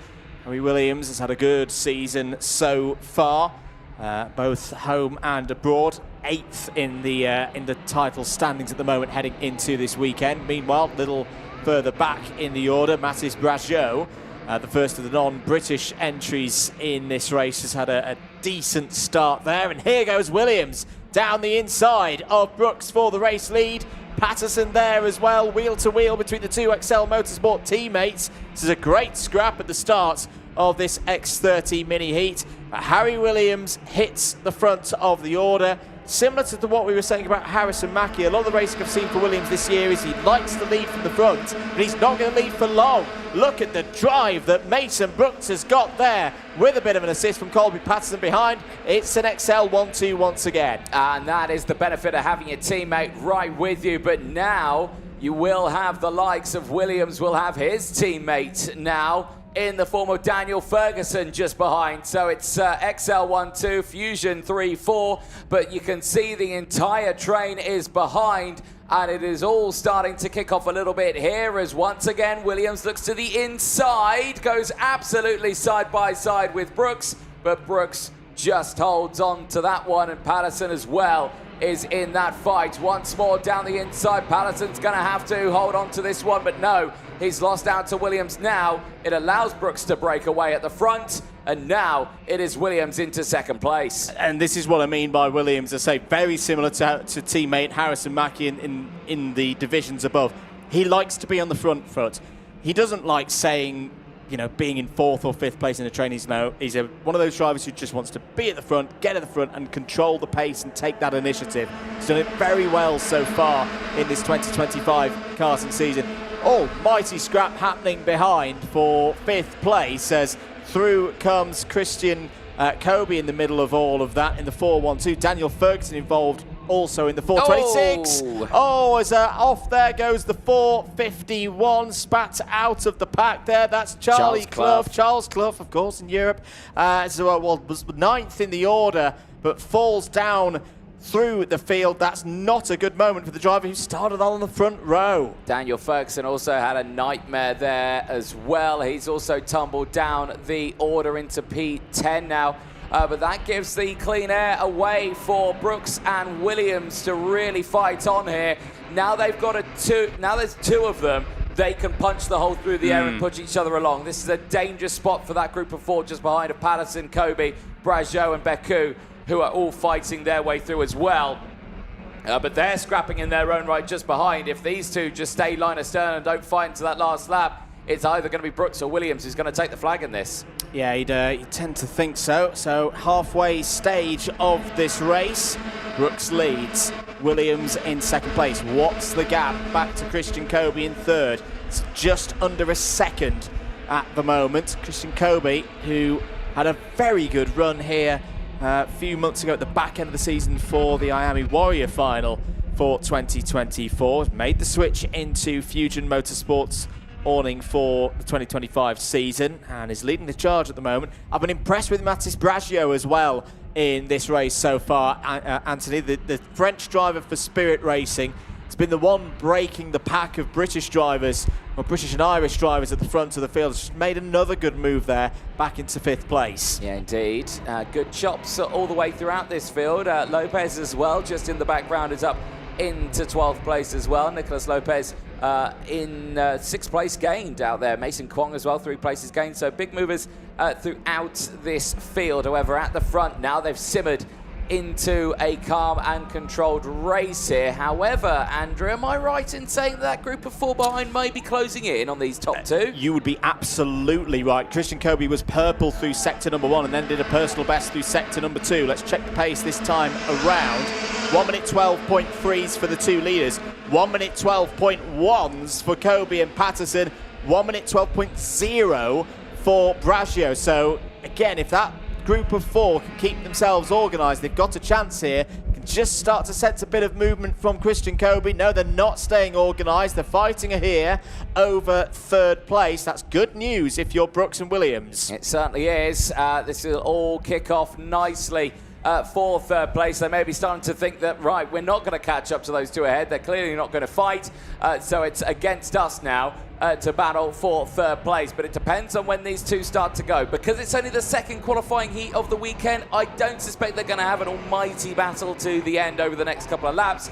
I reckon it will be a similar story to what we saw earlier on. You'll get that overtake that will be calculated on that last lap. Maybe a defensive lunge here or there, but in the background, yeah, these guys have all decided, you know, game's on, fight's on, let's just see who's going to get 3rd place. Yeah, that's given the chance to Min Jae Kim and to Daniel Ferguson, who are both back as part of that battle for 3rd place. Last lap board is out. Brooks still from Williams, no move yet from the British Open champion.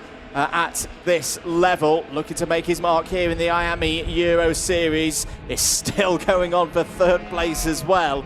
I think Colby Patterson is just holding on at the moment in the blue, purple and white of XL Motorsport. Brooks is doing likewise at the front of the field. Next opportunity for Williams, Anthony, is into turn number 5. It certainly is. Well, Brooks will hold on to the lead for the time being, but Williams once again will probably look down in towards turn number 7. This is where you get the slipstream, the headwind, down into the braking zone here. He's going to switch to the outside. He tries to go the long way round. He'll try and get the switchback maybe on the exit, but no, it's not enough. Brooks is doing a beautiful job here to hold on to the race lead, but he opens up a little bit of a gap on the inside going in towards turn number 9, 10 and 11, and Williams goes through. Williams into P1. Can Brooks retaliate though? He sweeps to the outside through 12 and 13. He'll try and get the switch over on the start-finish straight, but I don't think it's going to be enough here, Andrew. To the line, Harry Williams is going to look for a win, but it's side-by-side across the line. It's close,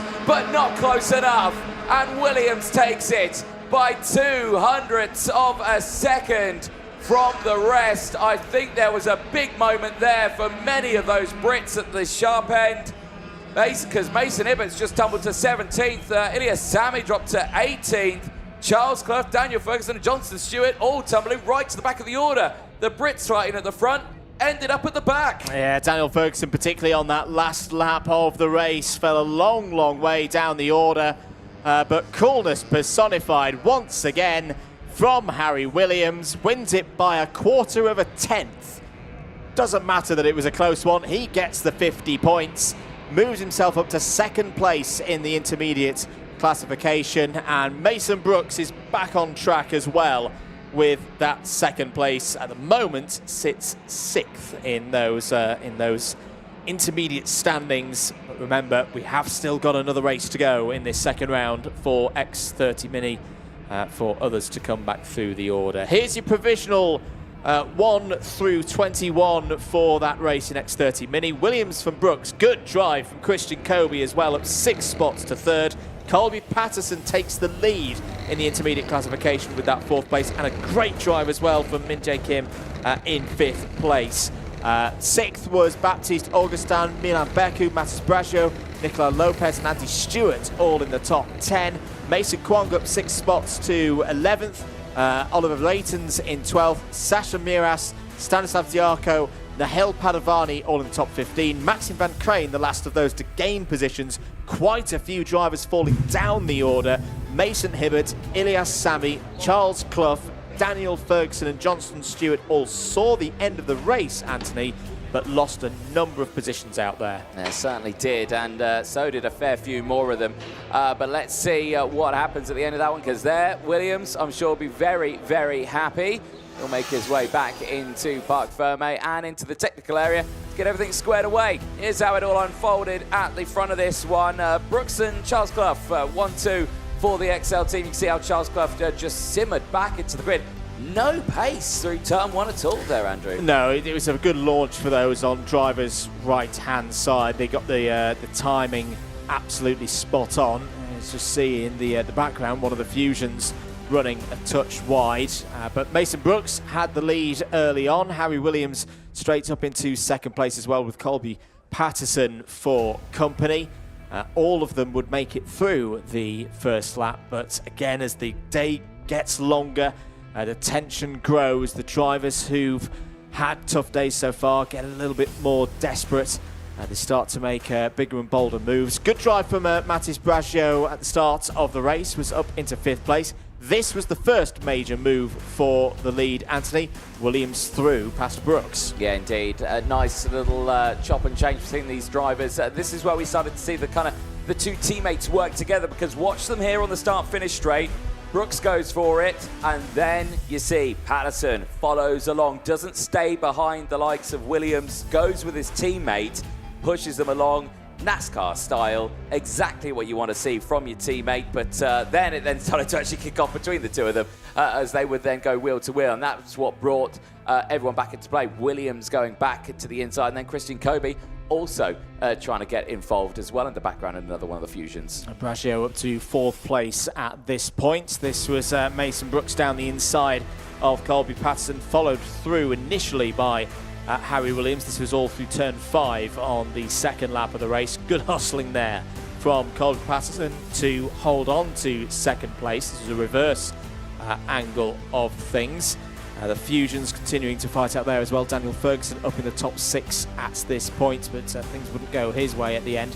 Christian Kobe making nice progress in the early stages of this race, Anthony, on his way to 3rd place. Yeah, certainly so. He did push his way up those 6 places as well. That can be said for the South Korean as well. Min Jae Kim, 8 places gained at the end of that one, finishes inside the top 10. There was the drama right at the end of that one. I think that was Daniel Ferguson going off the track there in those early stages, but for the other drivers pushing their way through right at the sharp end of that one. Other drivers, Nicolas Lopez, Club Cali Kart driver of Spain, also really solid drive there. 9 places gained, ends that one inside the top 10. This was the last lap fight. That slight gap that had left open, I mean slight gap. These karts, you could fit 5 of them wide. It's impossible to really defend on a last lap here. There's always going to be a gap, and Harry Williams found that gap on Mason Brooks. Still a good result for both of them. Photo finish once again across the line. That's going to be a case of what we're going to see later on this weekend as well. Drivers with those last-ditch attempts to get it on the line. That's what we love about this track. And that's where we'll be talking about the wind as well, and the wind direction. I think that was, again, a case of, because it's a tailwind down the pit straight today, Harry Williams was able to hold on. I mean, Mason Brooks will say, well, if the line was another 100 metres down the track, he would have probably got him. So, again, if the wind does turn tomorrow, that could be where you start to see some of the finishes like we did in 2024 with things being decided and going back and forth on the line. Here's your schedule for the rest of today. Plenty of racing still to go here at Zuera. We've got one more heat within round 2 for X30 Mini, and then another round for all categories, all coming up after this short break.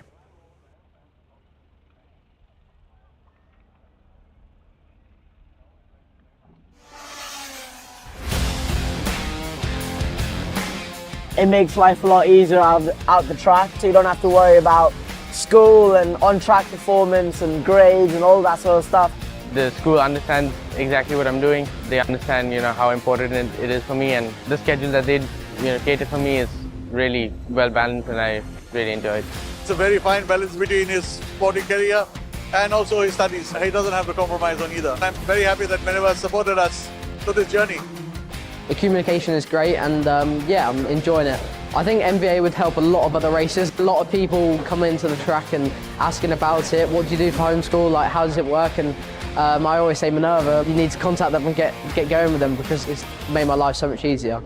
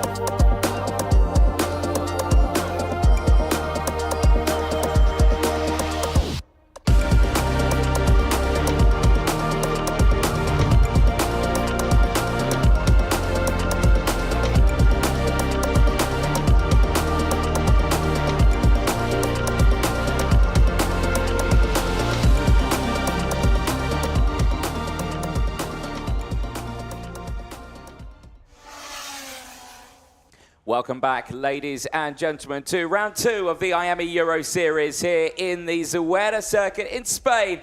Mini X30 qualifying heat A versus D is the next one heading out onto the circuit. We've already seen some fabulous racing, and we just witnessed Harry Williams and Mason Brooks cross the line with a gap of 0.025 of a second. The chances of something like that happening in this next race are very, very high. Charles Ural will be the man to watch in this one. The pole sitter from timed qualifying for France will have to fight against Nahil El Gahoudi, who had a brilliant race earlier on. Andrew, both of these drivers are going to be ones to watch, as well as the drivers behind. Lorenzo Di Pietrantonio and George Clark as well, a solid second row of the grid. A solid second row of the grid, but I think I like this different first row of the grid. You know, drivers that we've seen in this championship for a while, but not necessarily right at the sharp end of it. For Charles Ural, did score points at Cremona, had a good final, got up into the top 10, but this is an opportunity to go even further than that. Out roll the drivers onto their formation lap. Let's take you through the grid for this one. This is groups A and D in X30 Mini. It is Charles Ural on the front row of the grid, but you just saw there his kart taking a little bit of time to fire into life, and that dropped him back a little bit. He'll get back to his original starting spot, but clearly something not fully working on his wagon. Nahil El Gahoudi, though, will be starting alongside him on that front row of the grid. George Clark and Lorenzo Di Pietrantonio go from row number 2. Max Cruz and Abraham Shelvis go from row 3. They'll have George House and Aurelio Longatano on row at number 4. Austin Newstead and Aidan Vallejo will go from row number 5 and the front half of the field. Row number 6, Alex Riley and Vicente Capella from Portugal. Luca Pavel and Denver Boss go from row number 7. Adrian Jimenez and Atika Asafmir can be found on row number 8. It's then Artur Konovalov and Mika Scherers on row 9. Max Loper and Milo Cornell complete the top 20 of the grid on row 10. Ethan Bailly had a tough time qualifying yesterday. I got a bit marooned out from the main pack, hence why the French driver starts 21st in this one. Yes, it does. Well, these drivers now have plenty of time to get everything up to temperature of where they want it. Quick reminder of that intermediate classification after previous Mini X30 race. It is Patterson who leads the way, still in the points with 82 from Williams. Christian Kobe currently 3rd, Mathis Brageau, Milan Baku, Mason Brooks, Stewart and Augustine finishing 8th in those points, 58 points to the name. When this race goes on, something tells me we'll see some good moves from the rest of the drivers. Nahil El Gahoudi, who I believe 2nd place earlier on for him on track, he's going to be one to really push forward in this and maybe could come away with the points lead. Could very well come away with the points lead. I'd also keep an eye on the likes of Abraham Shelvis and George House. Both got good results in their first round of heats from similar positions on the grid. Third for Shelvis, and George House, of course, took another heat win, the championship leader, heading into this weekend. The field pretty much under starters' orders, rolling past the flag marshals there, and out on circuit. Daniel Ashton there with the bright yellow ear protectors. Be over to race director on the bridge, on the gantry, Martin Bean, to get us going for this one. Still quite a run, of course, to that start line. This is turn 13, then immediately into turn 14. The red line indicating no further overtaking, please drivers get ready to race, is there just before turn 15. This is where the drivers need to be patient then, round this long right-hander towards the tram lines, towards the acceleration zone. Two drivers on the front row of the grid looking at one another. We are good to go racing here in X30 Mini. Pretty even start across the front row of the grid, but it's going to be advantage Ural into turn 2 for the first time in this one. Can all 21 drivers make it through? There's one driver having a real big go in right in the middle of the pack through turn number 2, but a good controlled start there, Anthony, for pole sitter Charles Ural, who's going to lead down to turn 5. Yep, certainly so. No real drama there for the field or the front runner. This is a much cleaner start from what happened earlier on in the first race, but still right now for the field, it is just a case of get this one to the end. Oh, a bit of drama in the background there. I think that was Ethan Bailly just getting a bit tangled up with another, possibly Mio Cornell, right to the back of the field, but they are still going in this race as they head through the infield section. They head into the final sector now. Change for the lead, because down the inside, that is a nice change there, and I believe that is the fusion of George Clark, who now leads the way, and it is the MDC driver as well of Nihil Al-Gahoudi who slots in to second place. Out of the final corner, train starts to form. I think we might have just about a 4-kart breakaway here at the front, Andrew. 4-kart breakaway has a chance around this circuit to stay ahead of the rest of the field. Good start for George Clark. Third in the first round of heats after any adjustments post race means that George Clark could, in theory, lead things at the end of round 2. Doesn't at this the very moment. That's because Nihil El-Gahoudi immediately behind in second place would be 3 points ahead in the intermediate standings. Charles Ural still there in third place. Then Di Pietro Antonio in the second of the Fusion Motorsport karts is there in fourth place. He's on the move once again. George House has already gained 2 places in this heat so far and is bringing the likes of Austin Newstead, who had a good run here last year in the first round of the 2024 season of IAME Euro Series. That's your top 6 right now. Something tells me, Anthony, it's not going to stay that way for very long. No, I don't think so. This could really shake things up. And speaking of what I was mentioning on earlier on, Nihil El-Gahoudi, the chance of him taking the lead of this intermediate classification was very high. I was right when I said that, because he currently leads it with 94 points. I'll eat my words. I said he finished P2 earlier on. It was a P1 for him on track. So, yes, I did forget about that. But Clark currently second, House third in those points as well, so it's all kicking off as down the inside. Nice move from George House. He's now up into third place. Charles Gale now having to deal with Lorenzo Di Pietro Antonio, who is also now going to look to the inside and has managed to get that move done. So it is Nihil Al-Gahoudi who leads the way from George Clark. George House there in third place. A nice breakaway for the top 3 now, as they continue on in this race. They don't want to fight too much. I've said it time in and time out so far today, Andrew. They do not want that second group to close in on them. They don't, but it's quite a tricky situation to decide, especially if you're the likes of George House at the back of this trio, of how do you play this right now? You know, do you take the move up the field, give yourself a little bit better track position? And yes, you will see that whole group drop back to 4th place. But at the same time, if you hold there, such is the size of that second group, you could get reeled in anyway. So, yeah, we'll see how this plays out. Wow. George Clark's going to go for the move down the inside.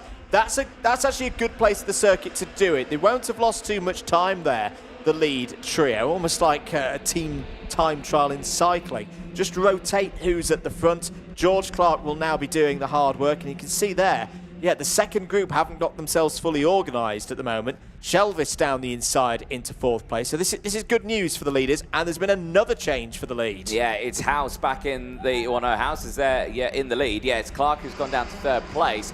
El Ghahoudi, who is in the middle of the two. Another overtake at turn number 4 will bring in that second group. Abraham Shelvis now leads that one for the Pantano Racing team. He's actually broken away from that group behind as well, so they need to be careful this doesn't become a group of 4. If it comes to a group of 4, then it really starts to get interesting, because now that's another element that you've got to try and deal with the rest of the group. They're just behind, all waiting for their chance to try and close in on that top fight. With the overtakes that we've seen so far, I expect we're going to see the more of them, because out of the final corner, well, on this one, actually, Clark's dropped off the back a little bit to El Ghahoudi and House. So if they can close in, is he going to go for the move on just one of them? Because I don't think we're going to see a change for these top 2 on their own. Tough lap this for George Clark up ahead, because he's, as you say, losing ground with the top 2. May drop into the clutches of Abraham Shelvis. Shelvis wanting to move forward in the championship this weekend is just outside the top 10 in the points standings ahead of this second round of the season. But the laps ticking on by pretty quickly in this X30 mini heat. 4th of the day for this category. House and El Ghahoudi quite happy just to sit at the front of the order. These are your 2 race winners from earlier on in the day. If things stay this way, House would move to 100 points. Only a 6-point lead over El Ghahoudi, and this is an important one as well in that battle for top spot in the intermediate classification. This is the single time today that these 2 drivers will face off against one another. Yeah, it certainly will be, and I've just been looking at the timing screen while we've been watching these 2. I have been seeing some notable changes out there. Lorenzo Di Pietrantonio now has dropped down to 10th place. Abraham Shelvis has done the same. So that was that second group that we were talking about. Shelvis trying to close in on these 3. That has not happened, and now they have fallen back. Final lap board is out. House and El Ghahoudi are line astern right here, and already we're starting to see the defensive lines. George Clark is in a prime position now in 3rd place to try and do something on both of these drivers here if they don't think they're not close enough to anyone else, because you can see he's gone the wider line there on the entry, ran a little wide on the exit there at turn number 5, though. That won't help him out too much trying to close in. But El Ghahoudi has not gone for the attack here, but House is hugging that inside line all the way to the end of this lap. And that's given George Clark an opportunity here, and El Ghahoudi shuts the door for 2nd place. George House hasn't got this race won yet. George Clark could still gain positions. At the moment would be 3rd in the intermediate classification. Around the final couple of corners, the 3 leaders come. If George House can get the exit right out of turn 15, it's going to be 2 from 2 for the championship leader, continuing to go from strength to strength over the line. House wins by 2/10 ahead of El Ghahoudi. Clark in 3rd. That'll be the same order for the intermediate classification heading into the final round of heats. And we'll say it again, George House loves starting from the 4th row of the grid. We saw a lot of this back at the start of the season in Valencia for the IAME Winter Cup. George House wins once again and is really, really starting to build this momentum. Yeah, he certainly is. A really impressive drive there to push himself forward. But right now, it's just a case of let's see what he can do in that 3rd race, because it all falls down to that one, doesn't it? We have seen it time in and time out. Drivers have brilliant starts. Sometimes it goes all the way throughout the weekend. Sometimes it only lasts for a couple of races. But I think for George House, the pace and commitment that he's shown, the class as well to be able to get those overtakes and get into those lead groups and stay there and not fall into that 7 into Capella and Adrian Jimenez finishing around in the top 11 spots. Lorenzo Di Pietrantonio in the end of that one finishing in P12 from Luca Pavel. Max Lufa finishing in 14th place from Arthur Konovalov. Aidan Vallejo finishing in 16th place out of Miko Chavez. In 17th, Mira Cornel and Atika Mir rounding at the top 19. Denver Both and Ethan Baye finishing the top 21 drivers. Here's a look at your highlights from that race. And for these drivers, again, really good start form. The inside road, Charles Ural, George Clark and Max Cruz getting away. Nihil El Gahoudi, you could see him on the NDC machine, slotting into third place, though, right at the start of this one. George Clark really controlling the pace throughout this race. But it would be your man, George House, who would fight up through that order. There he is at the beginning of the race, up into third place by lap number 3. He would then continue that charge later on. He would close in to the front. He would push forward. There was the likes of Abraham Shelvis of the Pantano Racing Team getting those moves done. Now, he had a really good race at the start. He would get up into 4th place. He would lead that second train of karts. However, it would later end in tears as he would drop back in the order. There was the change at the front. You'd have George House getting his way through, George Clark following suit. Later, Nihil El Gahoudi would try once more to go through, but not close enough. It would be George House claiming the win across the line ahead of El Gahoudi and George Clark. 1, 2, 3, with now George House leading the intermediate classification with 100 points to his name. Let's head down to Parc Fermé. Andrew Mather, over to you. Thank you very much, Anthony. Here with our race winner. 2 races so far today. George House, going to test my knees a little bit as I get down to your level. I've got to know, what is it about the 4th row of the grid that just seems to be the perfect place for you to start? You've done it again from 7th. I don't know really, it's just, it feels a pretty good place to start seeing as it's on the inside and that I can get a good start. And if you get a good start, then you're kind of sorted for the race, really. And the work that you've done so far this season with Excel Motorsport, you just seem to be growing with confidence as well. Do you feel that in the kart? Yeah, feels really good, the kart. And is there anything else that you're going to change? You want to let us into any secrets before the 3rd set of races, or are you just going to keep it all to yourself? No, I'm going to keep it all to myself. I don't really want to change anything. Good stuff. Well done, George. Thanks once again for having a little chat with us. I think we've got a bit of time. We'll have a little bit of a wander around. Who can we find? I think we might head down once again into the latter part of Parc Fermé. Fairly quiet thing in there for the X30 Minis, but they all know that they've got another set of races to go here today. Let's have a chat with Charles. Charles, if you're okay to have a quick chat with us. Charles, another good race. You happy? Moyen. Comme ci, comme ça? Ouais. Ouais. Do you think you can do better next time? Bah, j'espère faire de mon mieux et j'espère que la prochaine se passera mieux. Good stuff. Well done, Charles. Yeah, I think a good bit of confidence there for them. Who else have we got coming out from the paddock? Let's. He's just had in my ear that Charles hoping that things will be a little bit better next time. Got the 4:33 of Aiden Vallo heading in as well. The Spanish drivers continuing to have strong results here today. Let's see if we can have a chat with Miko Shervers. Miko, are you okay for a very quick chat with us in English? Yeah? Tell me about your race. How did it go? It did go, yeah, pretty okay.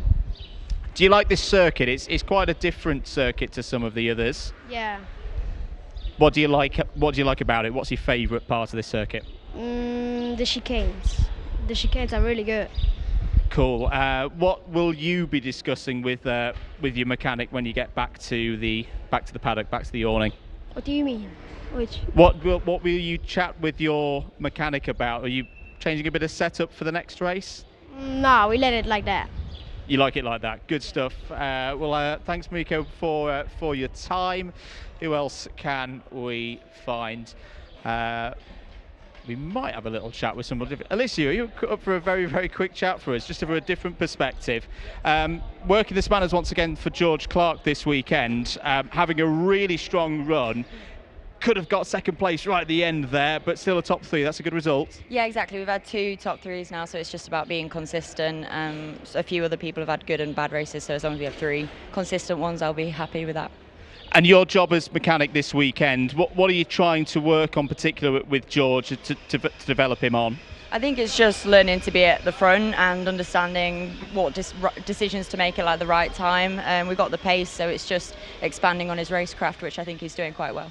Good stuff. Thanks, Alicia, for your time. I'll leave you to work, continuing there in post-race scrutineering. Who else can we find? Let's maybe have a bit of a wander through to the pre-grid or further down the order if we can. We've got Abraham Shelvis. I don't think Abraham, are you up for a very quick chat? Abraham, how did that race go for you? A bit of a tough time out there. Yeah, I just go in the brake and a little bit, and I go a spin up. But you tried your best out there. It's very hot out there today. How do you deal with that? A bad race. With that, it's very good. I am in P4, but later than this, P6. Well, keep racing hard, Abraham. We'll know where you'll give your best effort. Oh, nearly got run over by George's cart there. Let's wrap up there, in fact, for things. More racing to come here at Zuera as we get into that final round of heats. Thank you very much, Andrew Mather, down there in Parc Ferme. Yes, it is. It's now time for the last of the qualifying heats for all three classes, and it starts with X30 Senior. That will be that group heading out onto the circuit. This is A versus C. We're about to find out who could be going into the Superheats tomorrow as the points leader. At the moment, it is Harrison Mackie who leads the way. He's got 100 points to his name. He is not in this race, but he is going to be one that you're going to need to watch in the next of them. For this one, you've got the likes of Patrik Ogrodovcik. He's currently got 70 points to his name. He's currently 7th in the points, and he starts this one on pole position. He'll be one to keep an eye on. The same for Roxanne Lantinga is in this one. Also 70 points. Starts this on the second row of the grid. As the engines fire up, drivers make their way out onto the circuit. We will quickly fire you through that full starting lineup, which will have 31 drivers.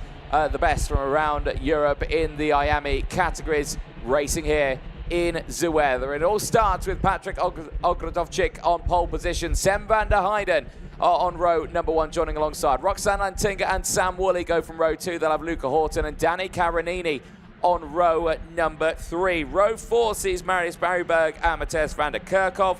They will have Marc Granada and Clément Outron on row number 5. Andy Rattel and Xavier Joravas on row number 6. They will have Emanuela Liadakis and Marlon Bayer on row number 7. Row 8 sees Nicholas Hirsch and Isaac Say round out the first half of the field, with Juan Aluja and Gimes Merkel back on row number 9. Championship leader Kevin Lantinga goes from row 10 again in this one. Morgan Knudsen alongside completing the top 20. Zach Green and Mark Lepiccolo will look to move forward from row 11. They're ahead of Nawin Nati Panon and Alberto Hurtado on row 12. Maxime Prudhomme and Francois Delatio on an all-French row 13. It's Nico Villa and Pietro Gorecki on row 14. Christian Caballero and Paco Sarmiento start on row 15. Mikhail Gorecki completes the 31-strong field. Certainly does, and we will talk a little bit about tyres, I can imagine, at this point onwards, because it's getting to that final point now. A lot of these drivers will not make it into the Superheat, well, the finals tomorrow. Of course, all of these drivers will make it into the Superheats. 67, 72 go through into those 2 Superheats, so no one goes home. However, at the end of that one, we will say goodbye to many of them, as only the top 36 go through to that final tomorrow. So now is a really important one for any drivers at the back of the field, and quite a few of them have deployed fresh tyres. Crucial one to note, though, Andrew, the highest ranked driver has deployed fresh tyres. It's on the front row of the grid. Sem van der Heijden, brand new set on the right-hand side of his kart. Everyone else within the top 4 rows has not deployed them. In a way, it's a little bit different for the seniors this weekend with just the 3 heats for them to use their tyres. That, yeah, maybe Sam van der Heyden just going for a little bit of a roll of the dice on this occasion. Are we good for a start on this occasion? Yes, we are. Once again, we're racing in X30 Senior. Very even start across the front row of the grid, and Sam van der Heyden trying to use those new tyres. Can he hold it round the outside of Ogrodovchik? Switchback by van der Heyden takes the race lead. It's very tight. It's very congested in 2 groups behind them as they run through the first of the hairpins. But there you go, straight away. Oh, as there's quite a few drivers out of contention at the back of the field. Llaveras, Aluya and Villa all involved by the looks of things. That's 3 Spaniards not having a good start to this race. But the new tyres from the outside, maybe that's why. Because we see it often here at Zuera. Fast run into turn 1, everybody on driver's right gets a good start, unless you give yourself that advantage on the left-hand side. Sam van der Heyden, very good start to this race. Yeah, certainly so, utilising those tyres in that early stage, but he's not alone in that. So many drivers did deploy them. Keep an eye on Mark Granada and Andy Rattel on this one. They've both gone for a brand new set on one side of the car, but they've both gone for the left-hand side of their car. Mark Granada, it's worked out for him. He's there in 3rd place and is pushing through nicely, as you see the second train behind, which will have the likes of Andy Rattel in it. So Andy Rattel has also had a good start, 5th place gain, but he is currently there in P6 right now as there's yellow flags out at turn number 2. I can see dust that has kicked up, but I am trying to see who has tumbled down the order. Oh dear, I think it might be Sam Woolley who's had a moment out there, maybe with Marlon Bayer, because they have both tumbled down the order. 19 and 18 places lost. They're rocking in 22nd and 23rd out there. No, not what you want at this stage of things. Now in Nathapanon, by the way, is gaining positions out there. He's up into the top 15. That's a gain of 8 for Karts 331. Well, as soon as I say that, drops down a couple of places, but still a gain of 6 from where Navin started this race. Out to the final corner to complete lap number 2. It's Sam van der Heyden there at the front of the order by 0.8 of a second from Patrick Ogrodovchik. Mark Granada in 3rd place. The Granada family have had some good results around this part of the world in recent years, and for the MOL racing team, this is a shining moment for them. It's the first time we've seen that 216 car towards the front this weekend. Yeah, it certainly is, but nice to see it fighting up at that sharp end. There is Andy Rattel, of course, fastest lap of the race, now has some clear air just in front. Roxanne Antinga is the next target on the board in P4 to try and get past, but has just set the fastest lap of the race. That pace coming down nicely here into the 103s for some of the drivers on those fresh tyres. Other drivers as well who have deployed full sets who we need to keep a close eye on. Emanuel Iliadikis of Greece has had a good run. He's just gone purple sector 1 and sector 2. He's looking for the fastest lap of the race. He's on a 7th place gain and is currently in P6 right now. So again, showcasing there's going to be some names pushing through the order in this one. And for Zanki Motorsport, there's been some decent results for Iliadikis so far today. So that's a bold play by Manu Iliadikis.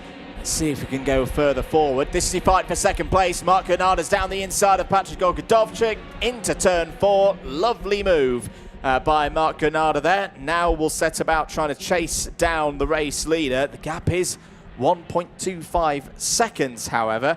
Roxanne Lantinga having another good drive in this heat. Anthony, we've seen her at the front of the order a lot so far this weekend. This is another good opportunity for her to get points on the board. No, it certainly is, and she's had just consistent pace throughout this and has been so confident with that pace. Hasn't deployed any tyres in this one, so again, it's just in a case of, right, let's get this kart to the end and see what we can do tomorrow, because tomorrow is going to be a much more important day to see where we could start for that final. And currently, she does sit 3rd in those points, currently sitting in P4, right on that rear bumper of Patrick Ogrodovchik. Emanuel Iliadikis down the inside, gets past Andy Rattel. This is new tyres versus half a new set of tyres, and that has deployed them nicely. We just saw a driver walking away. I think that might be Michael Gorecki in the KB Racing Experience machine from Poland. I think he is out of this race and the first retirement of it. Yeah, it's been a tough weekend for the Polish driver in a 251. The most important thing is Michael looks okay. Not quite sure what has befallen Michael Gorecki. That's going to be tough to make it through to the final from there. Good move from Leodakis down the inside, gains another position. I tell you what, with those new tyres, Leodakis could be on for a top 3 in this race. Andy Rattel's had a quiet weekend so far. That was a move past Ogrodovchik to take Rattel up into the top 5. Tano Racing Team looking for a big result. Well, that's a problem for Emmanuel Leodakis. 5-second penalty for causing a collision. So, the Greek driver's really going to have a challenge now to get a good result in this race. Right now, 5-second penalty would drop him right into that region around Mark Piccolo, Zach Green, 15th, and that's not going to be good for him either. Off the road, into the grass, an incident there in turn at number 4. All of a sudden, it's gone completely wrong for Manu Leodakis. And for Mark Granada as well. It was him who he was tangled with, and he tumbles down the order. So, again, that's one of those things where you get those new tyres on, you get this level of confidence that goes through, and you think you can go for these moves, and then all of a sudden, you realise you can't, and then it just ends in tears, and that's exactly what's happened there. So, that's fresh tyres effectively being thrown away at that point, because now, going into tomorrow, you've already used them. You're going to be on that back foot massively. That is a huge shame.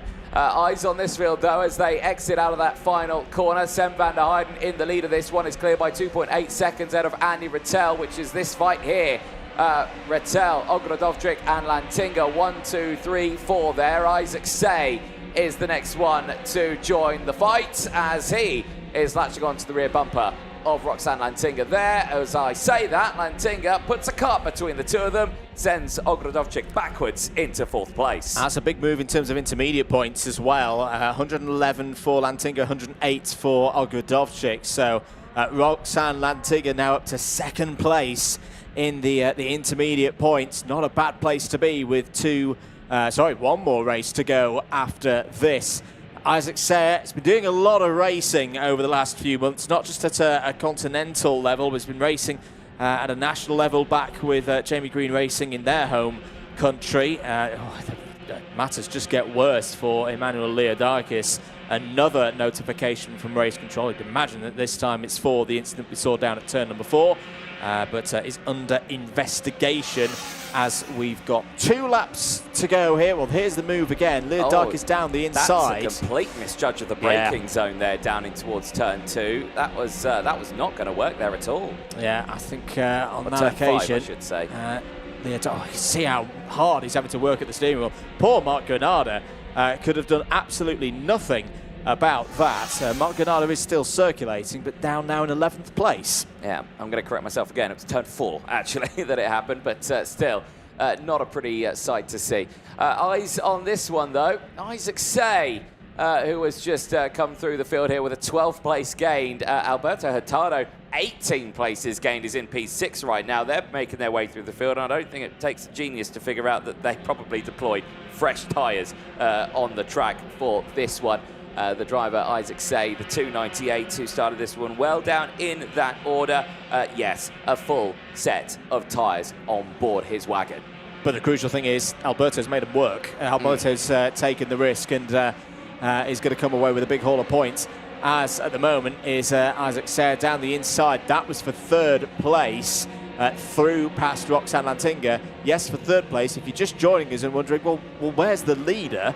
Well, Sem van der Heijden is 3.5 seconds down the road from this group. That's going to be the biggest win, or biggest winning margin that we've seen so far today. Andy Rattel now knows he's got drivers with fresh tyres behind him. Andy Rattel having to work really, really hard now to take what would be a great 2nd place. Sits in the middle of the road. Sayer can do nothing about that. Ogrodovchik's coming back in this group as well. Has just gained a spot. This just feels like one at the moment. There's going to be a lot of risks here, Anthony, between now and the end of this race. This could end in tears for somebody. It certainly could, but right now they're holding on to their nerve as they enter into the last 2 corners across the line. Sem van der Heijden, no drama there. 5 seconds clear. It might be a little bit more now, but the fight for second is 3 wide across the line, and it's Isaac Say for the Jamie Green Racing team. Down the inside, he got it. What a drive on those fresh tyres. That it's a utilizingly good way to deploy it, and 0.02 of a second separated Isaac Say and Andy Rattel. Roxanne Lantinga as well with just 0.19 of a second off that as well in P4, and Alberto Hurtado 19 places gained, finishes in P5. That's why we like this place, isn't it, Anthony? That was a tremendous finish for the second place battle. Sven van der Heyden wasn't fully happy with how things were at the end of round number 2. He'll definitely be happy at this stage playing the strategy with those tyres. Yet there's still more drivers to race, of course, in the second of the third round heats for X30 Senior. But right now, Sven van der Heyden is at the top of the intermediate standings. If there's a bit of attrition in that second race, Sven van der Heyden could be on pole position for at least one of the super heats tomorrow morning. Isaac said there it is, 0.02 of a second over Andy Rattel to get second place. Roxanne Lantinga fourth. Great drive from Alberto Hurtado there in fifth place. Patrick Ogrodovcic, Luca Horton, Danny Caronini, Marius Barryberg and Mark Granada all in the top 10. Nicholas Hirsch, Clement Lutron, Zach Green, Mark Lepiccolo and Navin Natipanon all in the top 15. Marlon Bayer, Maxime Prudent, Morgan Knudsen, Kevin Lantinga and Matthias van der Kerkhoff all in the top 20. Not a good race there for the winner from Cremona, just completing the top 20. Xavi Llaveras had problems early on, fought back to P21 ahead of Juan Aluya, Nico Villa. Gimes Merkelbach has had a really tough day, P24 in that one. Sam Woolley completes the top 25. Pietro Gurecki, Paco Sarmiento, Francois Delatti, the last of the finishers, 28 of them in total. Emmanuel Leodakis was a retirement in the end. Was looking really good, and it all fell apart in the middle of the race. Mikhail Gurecki, P30, having a retirement, and Christian Caballero was out in the early stages as well. Well, lots to talk about in that last heat for Groups A and C. This was the start. Look at Sven van der Heyden there, from second on the grid, using those new tyres, just able to hold a bit more corner speed round the outside, fend off anyone from third backwards, and then this positioning past Ogrodovcic. Brilliant stuff indeed from Sven van der Heyden, who did not look back for a single moment. Well, apart from that moment there, just coming out of turn number 4. But in terms of the story of the race, that was him done. Continued to grow the lead. That was the incident that demoted the likes of Xavi Llaveras, Juan Aluya and Nico Villa all down the order. Other drivers involved there as well. I wonder if there's a bit of damage for those in the second half of the field to repair before we get to the super heats tomorrow. This was the field at the end of lap number 1 onto lap number 2. Andy Rattel down the inside there of Luca Horton. Much more like it from Andy Rattel. Back to the kind of performances that we saw across the course of 2024. Back to the kind of pace that we saw in Valencia for the IAME Winter Cup. This down the inside was Mark Granada, who had a bright early half of the race. That was past Patrick Ogrodovcic. Things would go wrong, though, for Mark Granada later on in the race.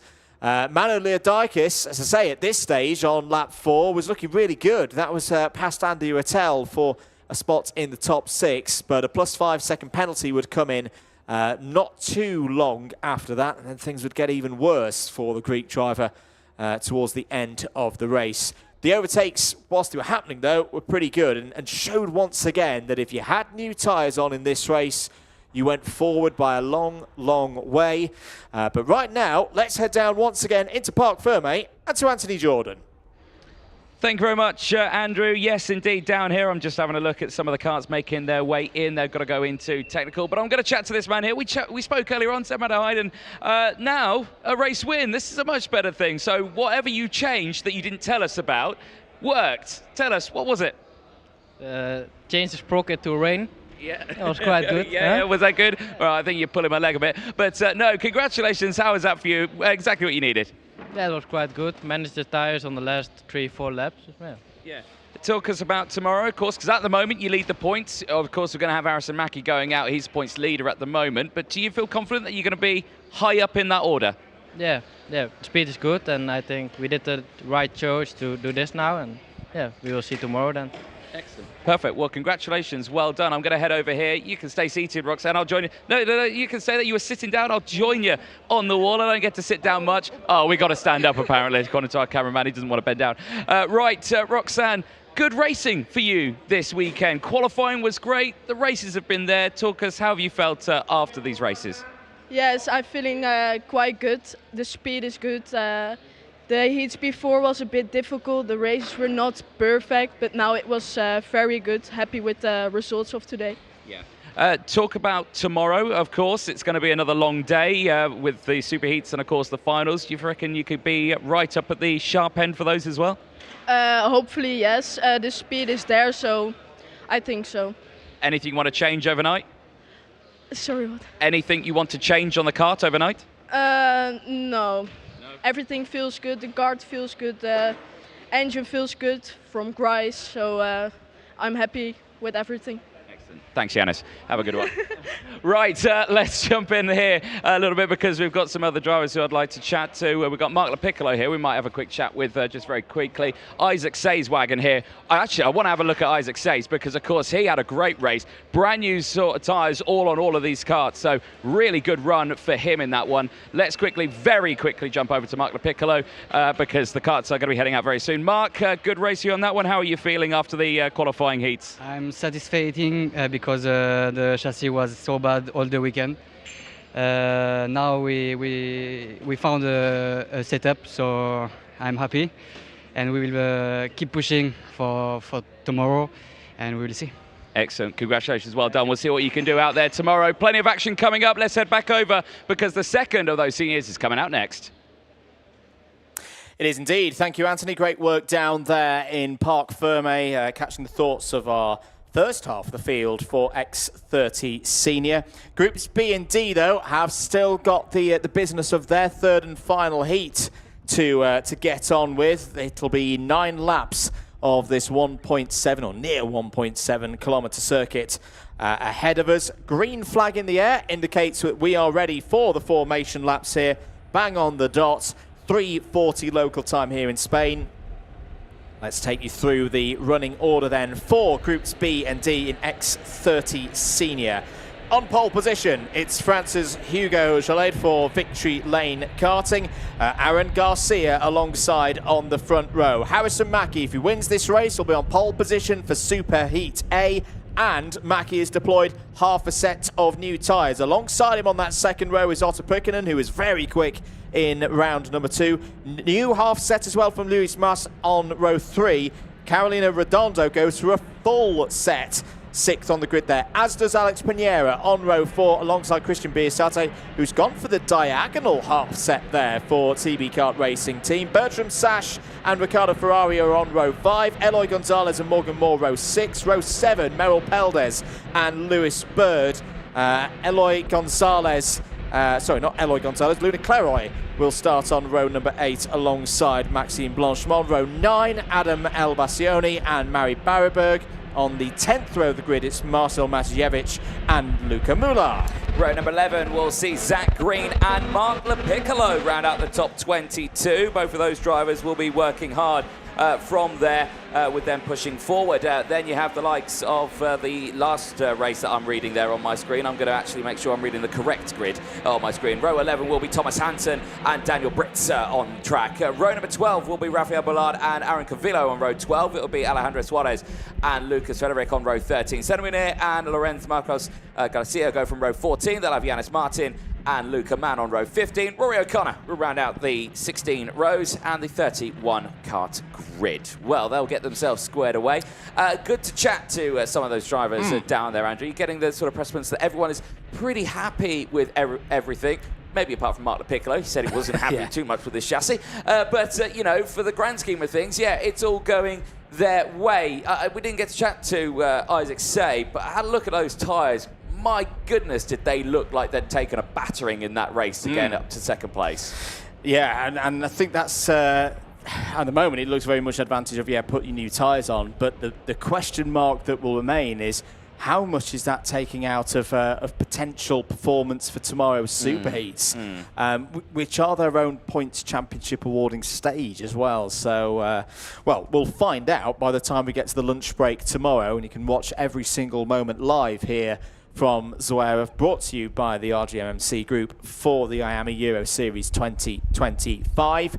We're under starters orders for the last heat in this phase for X30 Senior. Jolade versus Garcia on the front row of the grid, but we're going to go round again for another formation lap. That's the first false start of the weekend for the seniors. Not overall, we've had many, but for the seniors, yeah, that's the first retry for them.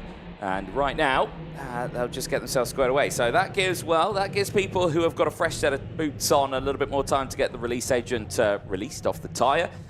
For anyone who's on an older set and not deployed anything fresher, so like Hugo Gillade on pole position, gonna have a bit of work to do now because it's an extra few laps that are going to be used to kind of not hopefully wear the tyre down too much. Indeed. That made sense in my head. Not sure if it made sense in anyone else's. I got what you meant. No, I think there was a bit of professional sportsmanship going on there on that false start. Pretty much in line with what you just said there, mate. Of those on the newer tyres, just wanting a little bit more time at the slower speed just to bring the tyre gently into the performance window to maximise, particularly in the first 4 laps, the advantage that they'll have on that fresher rubber. A quick reminder on the points: Van der Hayden 125, locked in, done for the day. Lantinga 108, Ogrodovchik 104. They're all locked in. Mackie is your highest ranked runner in this race, starting third on the grid, of course, 100 points, some are possible 100 so far. Rotell, Karanini, Houghton and Pikkonen all in the top 8. Pikkonen, definitely one to watch. So it's those guys on row number 2. They're the ones in the best position ahead of this race in the points. We are green. We are racing once again in X30 Senior. Very even start on the front row of the grid. Garcia trying to hold around the outside of Jolade. Mackie right there as well in third place. Round the outside goes Aaron Garcia. Magnificent start for one of the home favourites into the lead for MDC Racing. Yeah, that was really close at the front. I'm pretty sure the two made contact on the start-finish straight going into turn 1. Talk about even Stevens. Brilliant, brilliant stuff, though, for Aaron Garcia. And you've got to say, fresh set of tyres on the left-hand side probably assisted him massively within that one. Down the inside, Harrison Mackie gets the move done, steps up in the order. Otto Bukkanen as well, trying to fight through. He took a win earlier on. I'm sure he'd like to copy that one as well at the start of this, but he's lost out there. I think that's Christian Biasate on his fancy runner tyres here. One on the front right, one on the rear left, and pushing his way through nicely. Good stuff there from Christian Biasate. That was an important move in turn 7 for Harrison Mackie. As things stand, Mackie would have pole position for Superheat A tomorrow. The advantage is only, though, 3 points over Aaron Garcia. And remember, once again, should Mackie and Garcia finish equal in intermediate points, get my words out, it would be advantage Garcia. Garcia had a better qualifying than Mackie around 24 hours ago. Pekkanen down to 10th place, Anthony. That's not a good start for the Finn. No, he's just dropped down there as well, so something tells me that's just happened between the start-finish line and the first sector marker out there. So clearly not a good run on that next opening lap, albeit for the rest of the field, still rocking around pretty comfortably. 2 of the Auto Club RC2 Valles carts as well, of Carolina Redondo and Alex Pineda, fighting away nicely in that order. They've got the likes of Riccardo Ferrari just behind on that Zanchi Motorsport machine, also trying to push his way up through the order. Rest of these drivers, though, for Alan Garcia, He's having a good little run on this one. The gap, though, 0.7 of a second. He is under pressure from the field behind, as this is all starting to kick off here as well. Eloy Gonzalez is up the charge, steps up now into P4 at the expense of Hugo Gelade. Been really impressed with Eloy Gonzalez today. It's been a proper performance from the Spaniard, and keep an eye on Gonzalez tomorrow when we get to those superheats, when we get to those finals.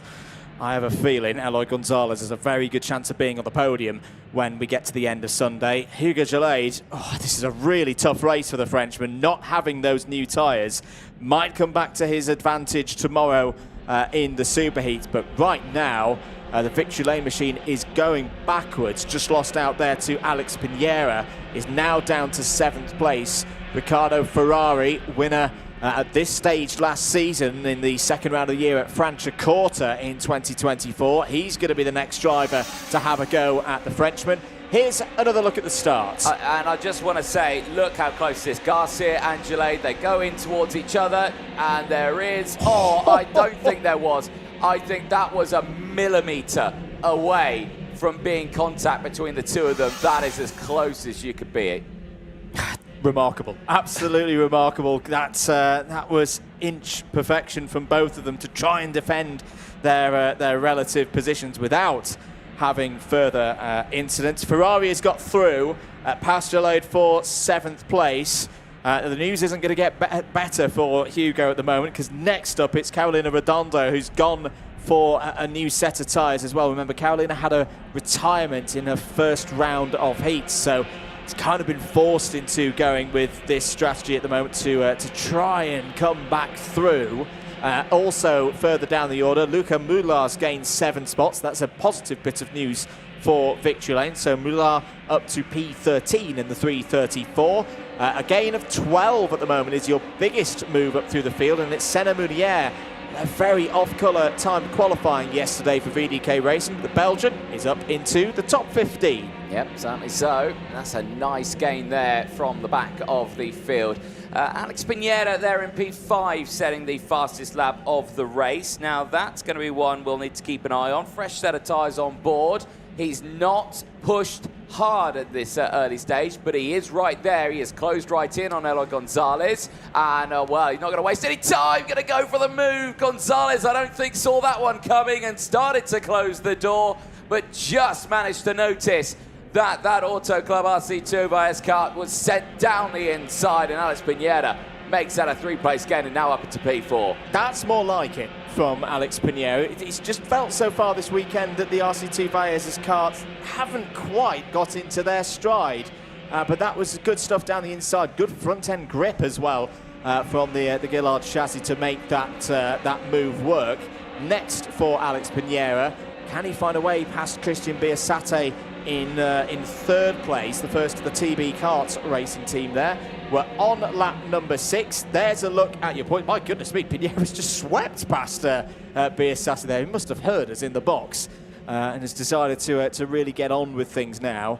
So things in the IC, Mackie would lead by 3 ahead of Garcia. Van der Heyden would hold 3rd place in the IC, which would give him the outside of row number 1 for Superheat A tomorrow. In a similar position in Superheat B at the moment would be Otto Pikkonen, but Pikkonen's still got a chance here of moving back up through the order. Yeah, he certainly has, and he is trying to do that right now, but still holding in 9th place. Further down the order, other drivers who are having relatively decent races. Senna Munier is up 7 places. Lucas Frederick 10 places gained. Daniel Britz and Luca Mullard 7th and 8th places gained apiece for them, but they are all sticking around in that infield section. Eyes on this one, Aaron Garcia looking pretty comfortable at the front here with just half the set deployed, as Eloy Gonzalez is now going to go for the move on Biasati. So despite the fact that Biasati's gone for the half and half on either side, he is now starting to get reeled in from the drivers behind, and now he's going to have the likes of Lewis Mass, who is also going to try and get past. I think the thing for Garcia and Mackie at the moment is there's a look down the inside there by Mas past Biasati for 5th place. Garcia's doing all he can. 50 points from this race, moves him up to 140. Mackie, likewise, yes, could do more, but doesn't need to do more. He's got first position in the intermediate classification. And I think for the risk of taking too much out of his new tyres, he'd probably prefer that preservation of the tyre compound versus getting another 6 points in the intermediate classification, when he knows as well he's going to be potentially starting at the moment on pole position for the superheat tomorrow. So again, good management of the situation from the lead two. The single spanner in the potential works, though, is the pace of Alex Pinheiro, who is still pushing on here. He's got plenty of reason to keep pushing on. Just went purple through sector number 2. Took 4/10 out of Mackie last time around. So at that rate, Mackie might have to do a bit of defending here on the last lap, and that would be crucial for who's going to be top driver in the IC tonight. Yeah, certainly will do, because if he drops back even more, like you say, Alan Garcia will be the beneficiary of that and will change the race it will be in. It will still be on a pole position spot, but it will just be in Group 1 or Group 2 for those superheats. Eyes on this fight, though, and Eloy Gonzalez still holding off the drivers behind of Mas and Biasate, but it's the group ahead that is starting to get a little bit interesting now, because there you can see Mackie is there in second, but Alex Pinheiro has closed and closed further and further in on this fight and will be going, I can imagine, for the move. And straight away, Mackie's gone defensive. Game is on between these two. Oh, Mackie went a bit deep there through turn number 4. Pinheiro's going to have to go around the outside through turn number 5. Pinheiro arguably has the extra grip. Has he held the extra grip? Oh. Yes, he has. What an overtake that is from Alex Pinheiro, leaning on those new tyres, is up to P2, and I don't think Harrison Mackie's going to have anything in reserve to answer to this one. There's been an incident out of turn 5, which we'll come back to in a moment's time, but this could be a crucial point of the weekend. Eloy Gonzalez is holding on to 4th place ahead of Mas and Biasate. What a job by Aaron Garcia, though. He's going to come out of the final corner, see the checkered flag, and unless Mackie can somehow get up to 2nd place, is going to be P1 in the intermediate classification overnight. Pole position for the Spaniard on home soil for Superheat A. Pinheiro's 2nd place opens the door for his compatriot to take that on a tiebreaker back to TQ yesterday. Mackie in 3rd, will be 2nd in the intermediate classification. Still has pole position for Superheat B tomorrow, but that'll be, I think, a little bit of disappointment for the Briton that he wasn't quite able to hold on to those 3 extra intermediate points. No, certainly so, but still a very controlled drive there for Aaron Garcia. After the dramas he had in the 2nd race earlier on with the hand gestures, the frustration of him not being able to close in at the sharp end, now I'm sure smiles all around, because he'll be starting on pole position for Super 1 tomorrow. So brilliant run for Mackie then, and for Garcia. They finish inside those top 3, but for Alex Pinheiro, a solid drive there with those 5 places gained. That's exactly what he wanted, and he'll be heading into Parc Ferme, I can imagine, also with a smile on his face. He doesn't sit anywhere within inside the top 8 of that intermediate classification, but it is still a good result in its own right. There is a look at your full classification. Provisionally, of course, Aaron Garcia from Alex Pinheiro, Harrison Mackie from Eloy Gonzalez, Luis Mas from Christian Biasati, Hugo Gelade, Riccardo Ferrari, Otto Pukinen, and Morgan Moore, who rounds out the top 10. Carolina Redondo from Bertram Sash, Daniel Britz from Luca Mullard. Then it's Thomas Hansen from Lewis Bird, Lucas Frederick from Maxime Blanchimont, Senna Munir from Mero Peldis, Marcel Matievich, Luna Correa, Adam El Bassioni, finishing in 23rd place from Rafael Bullard, Alejandro Suarez finishing inside that top 25. Good gains for Luca Mann, 4 places ahead of Alan Cavillo, Rory O'Connor, Yanis Martin, Lorenz Marcos, and the only retirement, Marie Barryberg, unfortunately, on those dying stages of the race. There, though, Aaron Garcia, the job is done for today. He starts on pole position for the Superheats tomorrow. A delighted result, I'm sure, for him after the troubles he had in that 2nd qualifying heat. He manages to beat Harrison Mackie. The two of them joint on points, but as he out-qualified, he will start on pole position for Superheat 1. And here's how it all transpired then, right at the beginning. Aaron Garcia right round the outside. The two of the front row, Hugo Gelade and Aaron Garcia, nearly making contact at the start of that race. But amazing stuff around the outside for Aaron Garcia to get up into P1 right at that beginning. Little dust getting kicked up in the background. One or two drivers going a little wide into the entry of turn number 3, down in towards the hairpin of turn 4. Action happening later on as well on that one. Like I say, Harrison Mackie getting up into second place. He was able to push through nicely for Hugo Gelade. Not the end of the world for him. He didn't deploy his fresh tyres. Nothing wrong with that at all. He's saving them for tomorrow, and I think that's a smart move because he's currently 5th in the points. He's gone no lower than that. He knows he's going to be starting right at the sharp end. He knows that everyone around him have deployed some form of tyres. He'll have a full brand new set for that Superheat tomorrow. He'll be one to really keep an eye on. This is Alex Pinheiro going for his moves as well as Andrew Mather is ready down there in Parc Ferme. We will leave the results up on your screen. But let's head down there to Parc Ferme and hear from some of those drivers. Thank you very much, Anthony. Here with a very happy Aaron Garcia. That was a much better race than round 2. Yeah, definitely was much better. We managed to take the lead on the second corner before we have a contact. We move up, yeah, definitely really good, really happy. We have the speed, so we need to keep working and go for tomorrow. Talk me through some of the thoughts on tyre strategy. A lot of drivers through this round of heats deploying half a set, some of them in a full set. What were your thoughts on that? Well, this race, they make a difference with Cremona. They put another set of tyres for the final, so we make a decision. We put 2 on the left, and then we go into the final with another new. So yeah, definitely I think was the right option, and we need to go for tomorrow with what we have.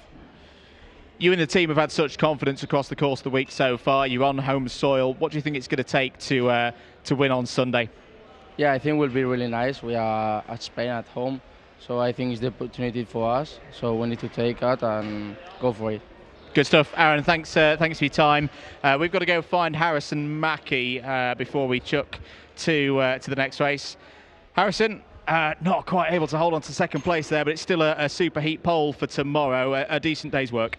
Yeah, it was all right. The first 2 heats obviously went to how I'd want them, but we changed a few things in that one, which sort of didn't mean I could catch Garcia in time. But it is what it is. We move on to tomorrow and try to do what we started today and then start that tomorrow. It's really felt today, from my perspective in the box, that you've got that ruthless streak that you had in juniors back today, particularly those 2 wins earlier on. Do you feel like you're moving forward, getting used to the senior category? Yeah, I feel I'm getting used to it. Obviously, I've got to take what I learned from junior and take it into senior, like all the confidence, all the aggression I had and wanting to lead the races when I can. You've got to take that from when you come, because if you forget about it, then it's a full restart, which I thought if I just bring everything that I knew from junior and bring it to senior, it should be near the front. Good stuff. Thanks for your time, mate. We'll head back to Anthony in the box. Thank you very much, Andrew, down there. Yes, indeed, because the next race has already fired its engines up and has made its way out onto the circuit. Junior X30 qualifying A versus C. Let's quickly fire you through that full starting lineup then, because it is Luis Ebersdobler of Germany starting this one on pole position. Ludwig Granqvist joining alongside Roc Pinheiro and Louis Bazaret round out row number 2. They'll have Riley Cranham and Benjamin Westwood on row number 3. Matteo Mellis and Didier Kreeft will go from row number 4. They will have Suzuki Maeda and Jakob Bachelor on row number 5. Elvis Krasauskis will go from row number 6 all by himself.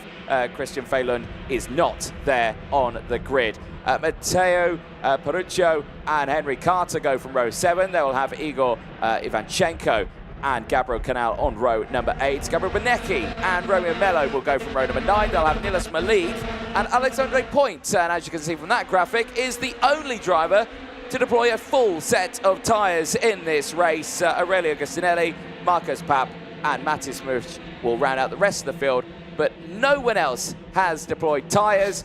Only one driver in the form of Luxembourg's Alexandre Point, and he will be the driver to watch in this one, Andrew? Welcome back to the box. Thank you very much. Yeah, starting on the 10th row of the grid there from Victory Lane Karting. So we'll see how that works. It'll be a good indicator for the drivers ahead of tomorrow in the superheats, because the weather forecast pretty much the same. I mean, the degree temperature going up and down a little bit, but in general, still blue skies. Very good conditions for racing here for the second round of this 2025 IAME Euro Series season. Andrew Mather and Anthony Jordan in the commentary box for you. And again, looking forward to this race. Dan Alaman leading in the points. He's going to have to wait for a little bit before he has the opportunity to take superheat pole in the second race. So for everybody else on this grid, particularly Ludwig Gonquist, another opportunity to put him under a bit of pressure on that scoreboard. It certainly is. For obviously Dan Alaman in this one, he is not in this race. He'll be in the next one, so he will see what happens and unfolds in this. But it will be all down to him. The pressure, do you reckon that's even more pressure on a driver knowing that, right, okay, they've done that now. I know that this is where I need to finish to make sure I'm starting on pole. Do you reckon there's more pressure on that than a driver then? At the start of the race, yes. Yeah. I think if you're then able to convert and get into the rhythm, then you start to relax. You start to relax. Right then, speaking of relaxing, none of these drivers will be doing such a thing because they're about to go racing, because the lights go out and we are racing for the last time today for groups A and C and X30 Junior, and it's a solid start for Ebers Dobler in the lead of this one. But again, watch out for Granquist right round the outside as he'll try and get the lead, and by Jove, I think he's done it. Not only done it, he's excelled at it. He's driven away right at the front there and straight off the track. In the background now, who is that? Oh, please don't tell me that's Alexandre Point, because if that is, that'll be an absolute waste of tyres. I don't think it is, but the drivers who are involved in that one, Romeo Miller was one. I think it might have been Igor Ivanchenko of the Millau Racing Kart, and there is him in the number 88 machine, going no further in this race. Gabriel Canal was involved as well. That was the dark red kart of PB kart that you saw flying off the road. Has got back onto the circuit, but lost some 6 or 7 seconds in that opening exchange down into the first hairpin. So for the drivers, they know that now they've got to get going. Now they've got to pull themselves through the order. They're going to give themselves a good platform to work with tomorrow through the superheats, and then that top 36 proceeding on to the final. What a job being done here, though, by Ludwig Gonquist. I've been really impressed with this young Swedish driver in the first half of this year. He's another one of those who's taken the step across from the mini category, from the smaller chassis, the smaller engines, up into the juniors. It is such a hard thing to do.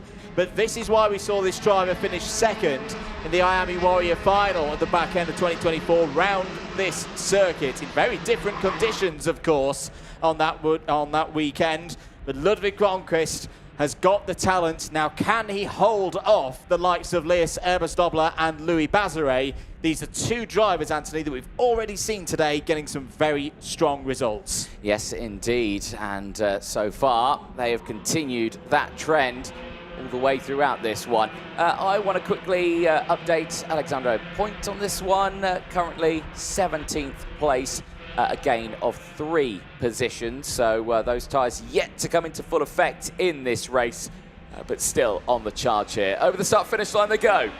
Granquist, Ebersdobler and Bazare right up at that sharp end. Consistent names, as we were saying, doing a brilliant job. Rock Pinera also making the moves in the background there. Is defending from Didier Krieft as changes at the front here. Well, that's Bazare to the lead. Well, he got it briefly. Now back to third. And Ebersdobler will have the inside line, but no, he will slot back into third place. Now, this is interesting. They're fighting, Andrew. They're not driving away at the front. Didier Krieft just set the fastest lap of the race with a gain of 4 places. Might be saying hello to these 3 very soon if they keep this up. I wouldn't be surprised if Krieft follows in. I'd imagine he's got a bit of fire in his belly after frustrations in the second round of heats. He's had good pace throughout the course of the weekend of the whole week so far. So Didier Krieft looking to close in. He's taken 2 tenths out of this group of 3 in the first sector. He's taken another 10th out of Ebersdobler through the second sector. He's got some potential help as well, as here goes Bazare down the inside into turn 1. Textbook move. through goes the Frenchman into the race lead. It's textbook, yeah, there's no doubt about it, but I feel like this is really early on in this race. It is, and he's keeping these three really close, and now that you see that, as soon as one goes for it, it thinks, right, well, if he's doing it, I'm going to do it. Now Ebersdobbler is going to try and go to the inside. Kreeft, Pineda, Krakowskis, Cranen, Backler, Melis, Benecki, they're all behind, they'll all close in, they'll all see this and think, right, let's go after them. There's plenty of time left in this race to do this. And one of the key things that just looking at the sector times at the moment, Anthony, is that the chase pack of Kreeft, Pinera, Krasowskis and Cranen, the pace is coming from the back of that group. That's going to drive all four, in fact make it 5, because Jacob Backler's in there as well. But Riley Cranham's just gone purple through sector number 1 and sector number 2. Look out for the number 54, the winner from Cremona, starting to drive through this order and drive this pack back towards the top 3. Gap is now 0.9 of a second between Ebersdobbler in 3rd and Kreeft in 4th. Top 3 look to have got themselves organised now, though, Anthony. I like the assurance of Louis Bazeret to get to the front of the order. You can see the frustration from Ludwig Blomqvist when there was that exchange through turn 4 last time around. But to Bazaret's credit, he's got the pace. He's got the pace to be at the front and hold the progress at the front. They've all set personal bests on this lap through sector number 1. No, they certainly have. And well, look at this. I'm loving this from Granqvist. He's not only just sitting on that rear bumper, he's giving him those taps on the rear bumper just to say, hey, I'm still here. You've not broken away. So keep an eye on me. Malik, unfortunately, is going to come away with a 5-second in-race time penalty for causing a collision. That will happen on the track. Race controller spotted it. The penalty will have gone out almost immediately. Eyes on this fight, though. Oh, nothing but just resting the nose cone of his car on that rear bumper. Bit of risk in doing that, of course, in these races. Yeah. Nose cone penalties are a factor. You don't want to be doing that too much. Or did he run a little wide there, did Granqvist? I think he did, try to carry a bit too much speed there through turn 2. But no threat of that one. He's all fine. And look at that. Ebersdobbler now setting the fastest lap of the race. Comfortable there in that position. Eyes on Alexandre Point. P15. Unfortunately, the driver from Luxembourg has not been able to deploy those fresh tyres too well in this one. No, not at the moment. All of them on the harder compound of the MG tyres. The top 3 in terms of pace versus the group behind, they're now the quicker ones. 1 minute 5.2s all round for the top 3. Didier Kreeft pretty much in the same position we saw Didier in for the second round of heats. He's got good pace in clean air. You know, 1 minute 5.6 is when you don't have a big toe. He's good pace in race conditions, but he just doesn't have anybody else on his rear bumper to take on these 3. That's going to be another source of frustration for the Dutch driver.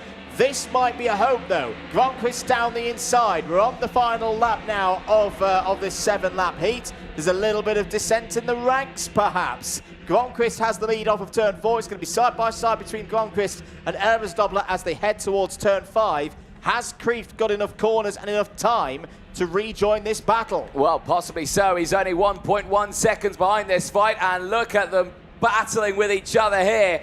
Granqvist with a brilliant run through turns 5 and 6. Bazaret's gone back down to 3rd place. Ebersdobbler now might have a chance of coming away with another one here, but his dive to the inside of Granqvist, he managed to hold that inside line. He's backed them right up into it. Now Didier Kreeft is right there behind him. Imagine if Kreeft could get through on this one. But he's only got 2 corners to go, because out of the final corner, Ludwig Granqvist has done enough at this moment to be on provisional pole position for Superheat 1 tomorrow. It is Sweden on top here in Spain, and Granqvist comes away with a superb win ahead of Ebersdobbler. Bazaret from Kreeft, Pineda and Bakker rounding out the top 6. What a magnificent day for Ludwig Gronqvist and the Falcon Racing team. They have delivered 135 points from a possible 150. Ludwig Gronqvist has truly announced his intentions here in X30 Junior and will have a 12-point lead over Didier Kreeft with one race to go for all of these drivers who've moved up the field. They are done for the day. We will see them in their super heats tomorrow. And they will wait as well to see what the likes of Dan Alaman and others will do in the remaining X30 junior heats to finally decide who's going to be in what order for those super heat grids and that first haul of championship points. There's your race classification. Provisional, of course, at this stage. Gronqvist from Ebersdobler, Bazare, Kreeft and Rock Pinera in the top 5. Jacob Backler P6, Elvis Krasowskis P7. Perhaps a few things to think about for Riley Cranham overnight. A bit of a surprise to see Cranham there in 8th place. Matteo Melis and Gabriel Benecki in the top 10. Benecki up 7 places in that one of your biggest movers in that race. Suska Maida in 11th place, ahead of Henry Carter 12th, Matteo Peruccio, and Alexander Points on those new tyres. We're all in the top 15 completed by Benji Westwood. Gabriel Canal had a tough race, had a tough day. Was off the circuit on lap 1, but recovered back to P16 ahead of Romeo Mello. He's having a testing week. It's going to have to be a big effort if we're going to see Mello in the top 5 of a final like we did in Mini here last year. Let's have a look at some of the highlights from that penultimate heat of the day for X30 Junior. Decent start for those on the inside line. Ebersdobler leading into turn 1 and 2, but wouldn't lead out of turn 2. Ludwig Gronqvist, brilliant move, would take the early advantage in this one. There you would see Gabriel Canal off the road, and in the middle of the pack as well, Igor Ivanchenko would have problems. That was Canal off the road very well, actually, to not bog down or not get stuck in the grass there. It is dry in that part of the circuit, but it's still got to work back uphill a little bit there. Fortunately for Ivanchenko, not for the first time today, it was an early finish in this one. Good switch back between Bazare and Gronqvist. At this point, that was hope for the likes of Kreeft and Pinera and others to close in. Gronqvist going back down the inside of Bazare to take the race lead. Ebersdobler and Bazare discussing over who would lead the charge in P2. It would be the French driver who would take the initiative in this one. This was a great move down the inside into turn 1 at the start of lap number 4. Bazare took the lead away from Gronqvist. In fact, let's head down into Parc Fermé. Anthony Jordan is ready for us. Thank you very much, Andrew. Yes, down here in Parc Fermé, we'll hopefully chat to Armand, who currently leads the intermediate classifications in the juniors, as we see there some of the carts getting put onto their trolleys. Here's Armand, who's sporting a lovely hat there. Ludwig Gronqvist. Ludwig, it's not your race suit that you're wearing, but it's fine. We'll let you off on that one. But it seems to be bringing you some luck, because you lead the points going into tomorrow with 1 race to go. How are you feeling after those races? I mean, it's quite good. I mean, I'm happy, and I did a lot good heats, so yeah. Yeah. Talk us about the strategy in that one and the start of that race. You've been very good at the starts of these, going all the way around the outside at turn 2. Yeah, I mean, it was nice feeling when I did it, so it's good. Well, let's see what can happen from this one, because from these drivers, plenty's been happening, so congratulations, well done. We'll see you out there tomorrow. Thank you. Excellent stuff for Ludwig Gronqvist. He's all good. Right, so let's jump in with a couple of other drivers. Didier Kreeft. Actually, I want to have a quick chat with Didier on this one. Didier, let's have a quick word. We'll come out of the way of the carts. We'll come this way a little bit. Didier, that was a relatively decent fight for you, but it looked like hard work. Tell us, what did you think of it? Yeah, I was just too slow to follow them, and I was driving to them, but I couldn't overtake. Yeah. So going into tomorrow, of course, a lot of work ahead of you. Are you ready for that fight? Yeah, I'm ready. I'm always on the top. Yeah, we'll see what we can do. Yeah. Excellent. Congratulations. Well done. Good stuff there from Didier Kreeft. Carts going through there in the background as there's Ebersdobler's cart just going through. Just going to have a look if we've got any pilots in here. We do have a driver in here. I'm going to quickly jump in. Zanki Motorsport, Mr. Peruccio's wagon here, who finished this one pretty nicely in the race. How was this race for you? I'm pretty sure you're happy with the results? Yeah, I'm happy. The chassis is perfect. My drive was okay for me. And the engine was good, so I'm happy about this result. Yeah. Tomorrow's going to be a busy day. You looking forward to it? No, I hope it's like today. I hope better, but it's quite good for me. Excellent. Well, congratulations. Well done. And we'll see what Puruccio can do later on. We've got Gabriel Benecchi here as well. Gabriel, quick word with you. Again, good racing over the course of today. Are you happy with how the day's gone? Yeah, I'm pretty happy with the last race. The first two weren't good, but I think I did a good job at the last, so pretty happy. A lot of drivers didn't deploy new tyres on that one. Is it a game of you're saving them for tomorrow? Yeah, I think yes. Yeah. Everyone's done the same on that one, so it's going to be a tough race to deal with that. You ready for that challenge, though? Yeah, I'm really looking forward to. Excellent. Well, congratulations. Well done there to Gabriel Benecchi and the rest as well. I think there's one or two drivers who have dipped away in the back. I promised myself I would never run on TV. I may break that promise at some point on this one. Well, we've got a pilot here. We've got Alexandre Point actually just here I want to chat to.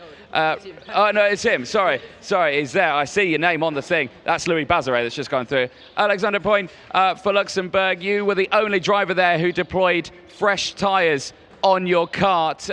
How was that for you out there? Because you gained some good places. Yeah, it was pretty complicated for the first two heats. But yeah, I mean, new tires are always the best. And I think we could put the maximum out of it. But we were blocked a lot by Peruccio, I think. That was a little bit sad, but I think we can do more. But yeah, P14, I think it's pretty okay, starting 20. Excellent. Well, congratulations, Alexandre. Well done. We were stood right in the middle of the entrance there, so I apologise for getting in your way. Sorry. But no, you're all good. Right. Let's chat to a couple of other drivers who are just dipping through. I think we've got a bit more time. We've got a TB kart here that I would like to have a brief chat to. Driver of the number 36 at the end of that race. A very good run for Gustinelli. Let's have a quick word with him. Right, Gustinelli, good race for you. You happy? Camera's behind you, by the way. Probably want to go there. How was your race? My race was good, but my pace not good. Do you think you've done enough tomorrow that you'd be able to make to the final? Yes, I think. You think so? Okay, this is good because, of course, it's a tough racing today, but you've got it all tomorrow. Knowing that you're making it to the superheats, what is the game plan tomorrow for the superheats before the final? My plan is gain the place for good in final. Yeah. Excellent. Well done, Gustino. We'll see what you can do tomorrow. Great chatting to him there, as well as everyone just getting them sorted out and finalised. For a lot of these drivers, that's the end of their day. They won't be out racing until tomorrow. But as you can see behind, the next group of juniors is primed and ready to go. The whistles are blowing, so let's head back up to the box. Andrew, over to you, because it's the last junior race of the day. It is indeed. Groups B and D ready to entertain us here at the Circuito Internacional de Zuera. And this should be a good one with 23 drivers ready to go, all competing for that last haul of 50 intermediate points across these 3 rounds of qualifying heats. The pole position in Superheat A very much still up for grabs. Can the pole sitter, Dan Alaman, there in kart number 10, take the early advantage from that front row of the grid? Very simple situation for Alaman. If he wins this race, he'll be on pole position and take the full haul of championship points from today. Alongside him on the front row is Freddie Wood, who's not had a good day so far, needs a good result here to get back into play. Finley Lyons has been strong. He starts on row number 2. He's joined by Daniel Oliver. Daniel Sabago and Bruno Grieling go from row number 3. Max Endicott and Archie Owen, they go from the 4th row of the grid, ahead of Denny Babacek and Stig de Rademacher to complete the top 10. Row 6, Jesse Phillips, second in the championship, heading into this weekend, is joined by Noah Cunier, another driver who needs a good result in this one.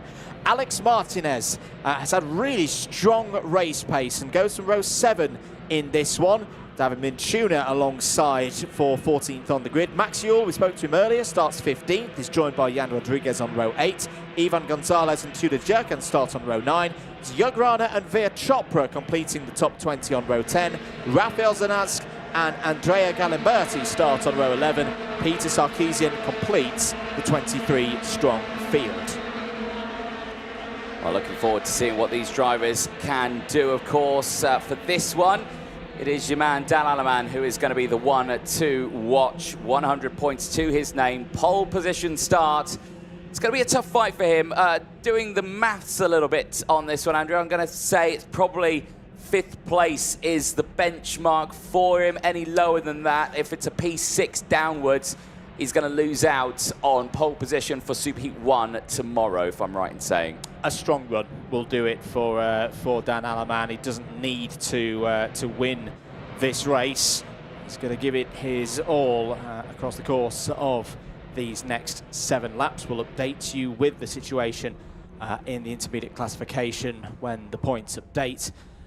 Freddie Wood here, how does he play this across the course of these 7 laps? He's had great speed, but hardly any good luck at all so far this weekend, and needs a good result here to get back into the competition. It would be a real shame if Freddie Wood, after the early promise, wasn't even to make the final. So we'll keep an eye on him there. Second on the grid, Finley Lyons is impressed as well from the inside of row number 2. Yeah, indeed. Well, we'll have to see what happens as this race goes on, but it's all down to this field. Veer Chopra as well will be one to watch from the 10th row of the grid with that brand new set on the left-hand side only. But let's see what happens as we enter the tram lines. Lights are out. We are racing down in towards turn number 1, and it is a good start for that inside row. But keep an eye, Freddie Wood did not get the getaway there at all and has been swamped down into the pack, albeit at the front. A little bit of curb hitting there for one of the drivers who gets swallowed into the pack. I think that might have been Freddie Wood as well. But crucially at the front, Dan Aleman in control still, and this is exactly what he wants. And Finley Lyons behind agrees with him and says, let's go. Yeah, big point there from Finley Lyons to let's make progress in the early stages of this race. There's a breakaway of 3 that's formed at the very front of the field. It's Daniel Sabugo, the third of the runners there. Energy Corsa Iberca, the setup for that team, that effort here this week. In the number 92, chasing pack there. Denny Babacek looks to have had a better start. He wasn't happy at all at the end of the second round of heats when we spoke to him in Parc Ferme. This has been much more like it for the driver from Czechia for Teps Racing Team. Has already gained a number of positions. Freddie Wood trying to fight back as well. So Dan Aleman leads, and it's a 15-point advantage in the intermediate classification. So Dan Aleman again doesn't need to win this race. He could slot to the back of this group of 3, still be comfortable, clear of Ludwig Grönqvist. Yep, certainly so. Well, this is exactly what Aleman wants. He wants a breakaway that's only got 1 or 2 drivers in it, and he's got that. 3-car breakaway at the front. If he goes to the back of this trio, he's all fine. He's pole position for Superheat 1 tomorrow. He's in no drama whatsoever. He's under no obligation to fight these 2 right now. It's just a case of don't push those tyres too hard. And, well, obviously tomorrow, you know, you're going to have a brand new set as well deployed. So for Dan Aleman, it's just a case of, right, get this car to the end. There's no real drama for him. No, it's a good position for it's a really race good driver to be in. And it's full credit to, we've seen Dan do this before in a variety of different categories, Anthony, but I can't easily recall an occasion where on a day he's had to really fight for it. You know, there were times last year where if he dropped down a few positions, you know, a trend would form and it wouldn't be a positive one. We've seen him have to come back from 4th, 5th on the road in earlier heats to put him in this position. His execution has been very, very strong here today. 1 minute 5.641 is the fastest lap of the race so far for Finley Lyons. I am just going to mention, though, what's happening on the rear right of that number 81 just looks to me like the rear bumper has, I don't want to say it's coming loose, but it's definitely not in factory set position. It's kind of dragging on the rear right a little bit. So we'll keep an eye on that situation for Lyons. Certainly will. Oh dear, yeah, actually, now you point it out, it looks like it's really dragging now. So that might be okay as long as it doesn't fully detach. Yeah, if it's just doesn't fully low, detach, yeah, it's absolutely fine. They won't really say much about it. It's only whether or not, it completely starts dangling off on one side. That's when they go, actually, maybe not. And for the likes of Sabugo there in third place. Well, he's just thinking, right, let's just see what happens with this one. Daniel Oliver still there in P4, but though is over a second behind these three. I can't stress how much these three have broken away from the rest in this one. Freddie Wood is there in P5 as well. Babacek there, Phillips. Alex Martinez is there, and he's just gone fastest lap of the race with a 105.1. So that's a very strong lap there in this stage of the race, and is doing a good job. Veer Chopra as well, I just want to get on board with. 19th place, only a place gain of 1 with those fresh tyres on board. You mentioned Alex Martinez there, Anthony. I think Alex could be a real factor tomorrow. You know, today he's been kind of handicapped in a way, starting on row number 7, but we've seen every single time in the opening stages of a race, Martinez coming through, Martinez coming through. Yes, he's had his problems at turn 2 a couple of times, and hopefully we don't get a three-peat of that in this one, but keep an eye on the number 51 when we get into those super heats tomorrow, because if Martinez can start a little bit higher up the grid, but keep that same level of progress through the field going, it could be a real outside shot for a podium tomorrow. That was a lovely move. That was Daniel Sabugo down the inside of Finlay Lines. Lines is going to have a return go down into turn 4. This again is good news for Dan Alleman. He's able to relax. He's able to break away. Is looking very, very good here to make it 3 from 3. No, certainly is, and he's pushing very nicely in this one. He's already starting to break away. This could be really good for Freddie Wood here. If Sabugo wants to go for that move, which I can imagine he would like to. We've not really said his name at this point of the grid so far today. He might be one that could really put in the work here if Wood can close in on this group. Here is the Phillips, Babacek and Daniel Oliver fight. I've got to say, Andrew, is that rear bumper getting ever worse there? I hate to say it. I really think it is on Lines' cards. It's not looking great. It's not, but it's not bouncing up and down as he goes down one of the fastest parts of the circuit. If it was fully loose, you would almost see it kicking up whenever he clips any kind of curb or little indentation in this track. This is a very smooth track here at Zuera, but I don't think that's getting any worse. I personally, from our vantage point, I don't think that's far enough to be classified as a safety concern, and there's no sign yet of any notifications from race control. You can sometimes, on the stalks, if they get pulled out and then they almost lock themselves back into position on the frame. So I say that's looking very stable through that part of the course. Over the curb there, if it was fully loose, you would see it dangling and flapping around. I'm not going to say that that's the case at the moment for Finlay Lines. No, I think he'll be okay for the time being, but we will keep a very close eye on that as the race progresses. Right, 2 drives behind. Alex Martinez is closed in on Wood. If those two can really work together, do you reckon they could close that gap down? I mean, it's down to less than a second between Wood and Sabugo at the back, but we're on the last lap of the race. I don't think there's going to be any drama, no. Yeah, there's not enough time. It's been a good drive from Freddie Wood to get back on track and show us what he can do, but this has been a pretty routine drive from the top 3 who've driven really, really sensibly. Again, though, the number 51, Alex Martinez, up to 5th place now in this one. There's all kinds of moves in the middle of the pack, by the way. Devon Minchuna is up to P9, has just got past Stig the Rademacher. Endicott, Greeling, Rodriguez and Grenier all past Max Ewell for spots in the top 15. But for Dan Alleman, this has been a very, very good day. Anthony, looking good for 3 out of 3. It certainly is. 150 points, a perfect score for Dan Alleman after a tough qualifying. Still put him on the front row. He's going to be the one to watch going into tomorrow. Superheat 1 is secured. Pole position for the Swiss driver, Dan Alleman. Starts it in P1 tomorrow. After that win, Finlay Lines with 2nd place ahead of Daniel Sabugo finishing in 3rd place. Freddie Wood finishing ahead of Alex Martinez. Daniel Oliver, Denny Babacek, Jesse Phillips, David Minchuna, and Max Endicott, who rounds out the top 10. A superb drive at the end for Dan Alleman, though. 3 wins out of 3, and that is exactly what he would like. He's looking like the best tomorrow, and put it this way, he's got a brand new set of tyres to put on board that kart as well going into tomorrow. So it certainly looks like you want to put your man there where you want him, because so far it's looking like it's going his way. They make their way back into Parc Ferme. We'll have a look at those full classification results as and when they pull in. But for your top man there, that is exactly where you want to see him, right on that P1 spot, and I can imagine that's a big smile underneath that helmet at the end of the Junior X30 qualifying heats. The top 5 we've gone over. Daniel Oliver finishing in P6 from Denny Babacek Phillips from Devin Mintuna. Max Endicott rounds out that top 10. Stig the Maker from Bruno Greeling finishes in P12.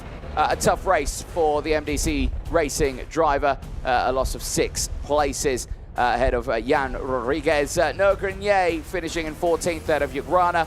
Max Yule from Veer Chopra. Rafael Zanatsk from Tudor Yurkin. Peter Saracen from Ivan Gonzalez. And Archie Owen, who rounds out the top 22. Unfortunately for Archie Owen, he did have a moment on that last lap, I believe, with Max Yule, which tumbled him down to 22nd place on that last lap, which is a big shame for him. Andrea Galimberti, the only retirement from that race in 23rd place, though. But for Dan Aleman, solid drive, ends tomorrow and starts tomorrow, P1, and this is how it all unfolded. Right at the start of this one, had that inside line, no drama for him. Freddie Wood, right from the front row, you can see he dropped down into 4th place. He then looked to the inside. I think he clipped a curb on the inside of turn number 2, and that just put him on the back foot as well, and I think he lost out on a fair few positions on that one, but did recover back to P4. Eyes focus then on these front runners for that one. Alaman Lines and Daniel Tabugo, 1, 2, 3. No real change between the two of them apart from that brief moment there near the dying stages of it. Lines back down the inside, though, would retake P2, as you can see all the way throughout that one. The main talking point was that rear bumper, and you could see it was just starting to dangle at some points on it on the one side of the kart, but he was able to keep going. It wasn't unsafe. It was detached, but not flying around. But across the line, Dan Aleman securing the 150 points. He'll be starting on pole position tomorrow for Superheat 1, and he'll be joined by Granqvist on those pole position spots. It will be Granqvist on pole position for Superheat 2. Let's head down to Parc Ferme. Andrew Mather, it's over to you. Thank you very much, Anthony, here with a young driver who's had an absolutely tremendous day. Dan Aleman, 3 races, 3 race victories, 150 intermediate points. You are the top driver in X30 Junior here today. Yeah, it was 3 races, incredible. Good fighting with other driver, and it was very clean also, and we like it. Talk me through that race. You had a breakaway of 3 with Lines and Sabugo. Did that give you almost like a relaxed feeling, knowing that you didn't need to win the race? You could have fallen back to 3rd place and still been at the top of the table at the end of the day. Yeah, I was knowing that I didn't need to push too hard, but at the end I finished 1st, so it was perfect. How will you get ready for the Superheats tomorrow? Will you look over the data tonight, or will you try and have a bit of a relax? We're gonna look tomorrow.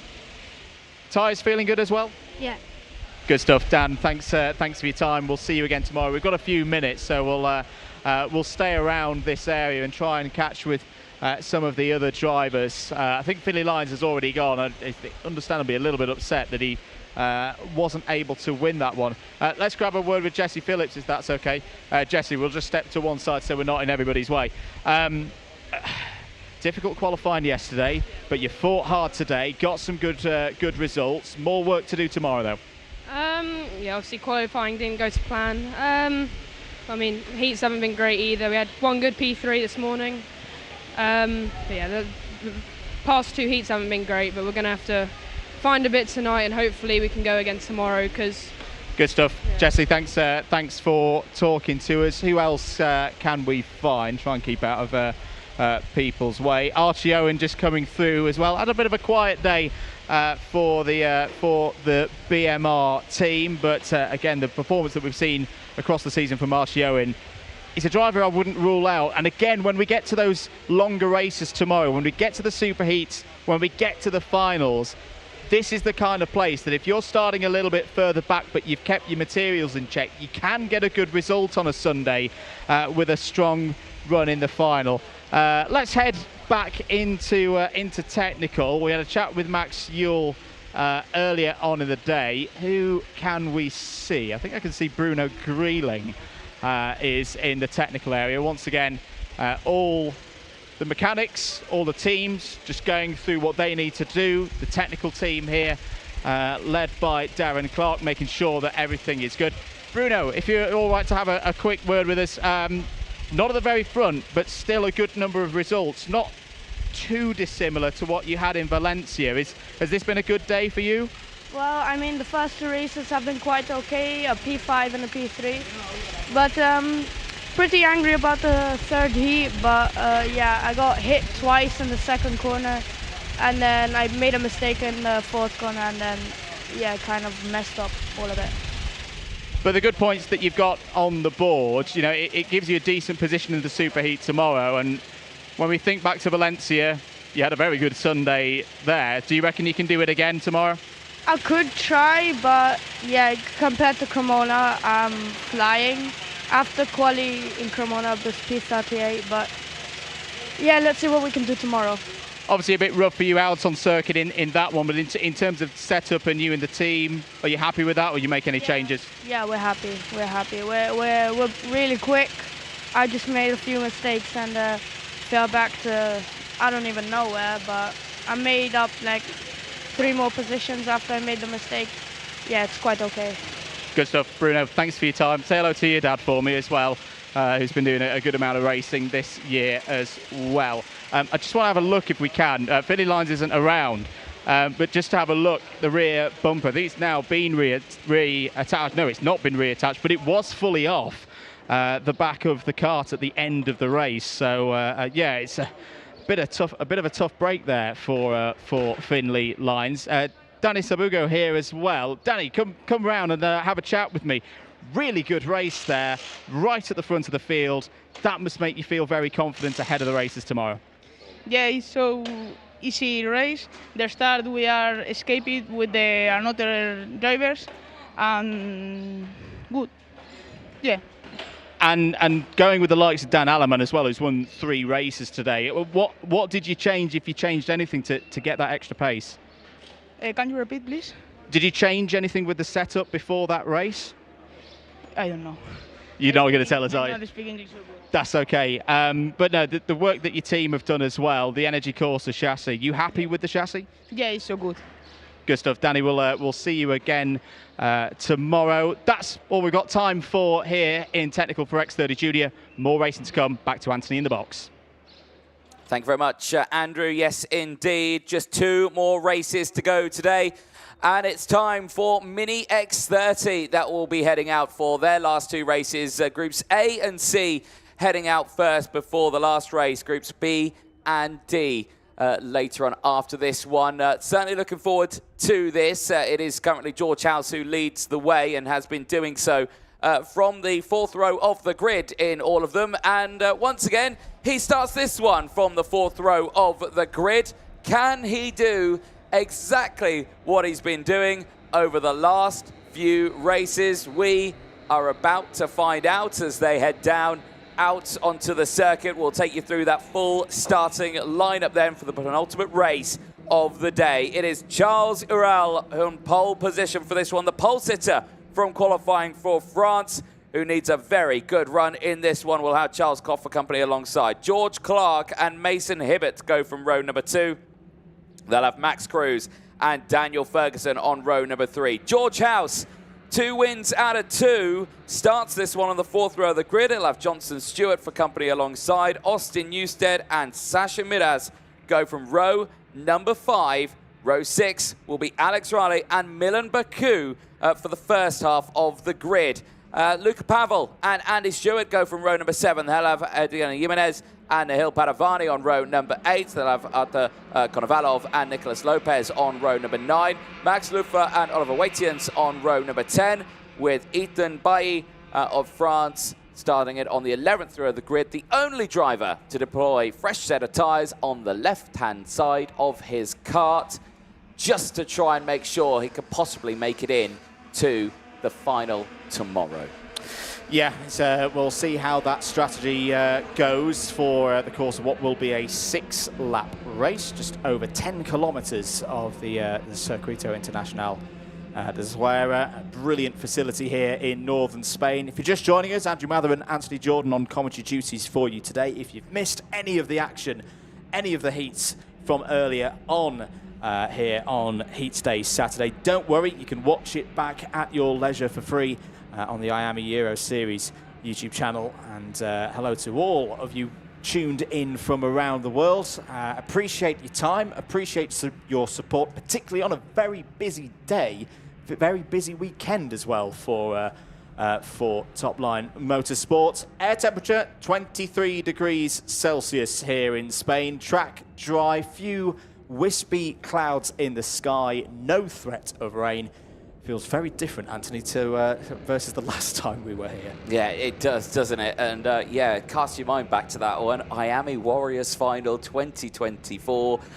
My goodness, we couldn't even see the apex of turn 5 from the commentary position. And I'll stress, that's probably only a few meters away from our commentary position. It was quite stark difference. You can actually see the mountains off way, way, way in the distance. It is a beautiful part of Spain. Actually, the flatlands here in northern Spain. We're not far from the Pyrenees Mountains as we are about to go racing. Mini X30, penultimate race is go. Down in towards turn number 1, and they're already 3 wide here in towards turn number 1. It's a beautiful start for the front row. Charles Zuera holds on to the lead here, but for how much longer? He has had some good races at the start, but in the later terms, just gets squeezed into the pack with those drivers making their way through the field. The eyes will, of course, look to George House in this one, the driver who from the infield circuit and the infield part of this grid, who has made his way through constantly throughout, is going to be looking to do the same. Good start from the pole sitter. This is where you start to get into a rhythm now in the second half of these first laps. Good start as well for George Clark, who looks to be growing in confidence and is leading the charge for Fusion Motorsport at the moment. Through turn number 8, this is where you want to get the flow, this is where you want to get the pace going before you get to that long pit straight. It's 3 Fusions following in at the moment. Mason Hibbert needs a good result in this one after a difficult second round of the heats. And is that the 4:26 of Daniel Ferguson? If it is, that's another driver needing a positive end to the day. Here comes the big push though, teammates working together. Hibbert and Clark, through they go, past Charles Zuera. Nothing the French driver could have done about that. That is a mega work from Fusion. 1, 2, 3 on the road. Yeah, the lone PB kart driver for France.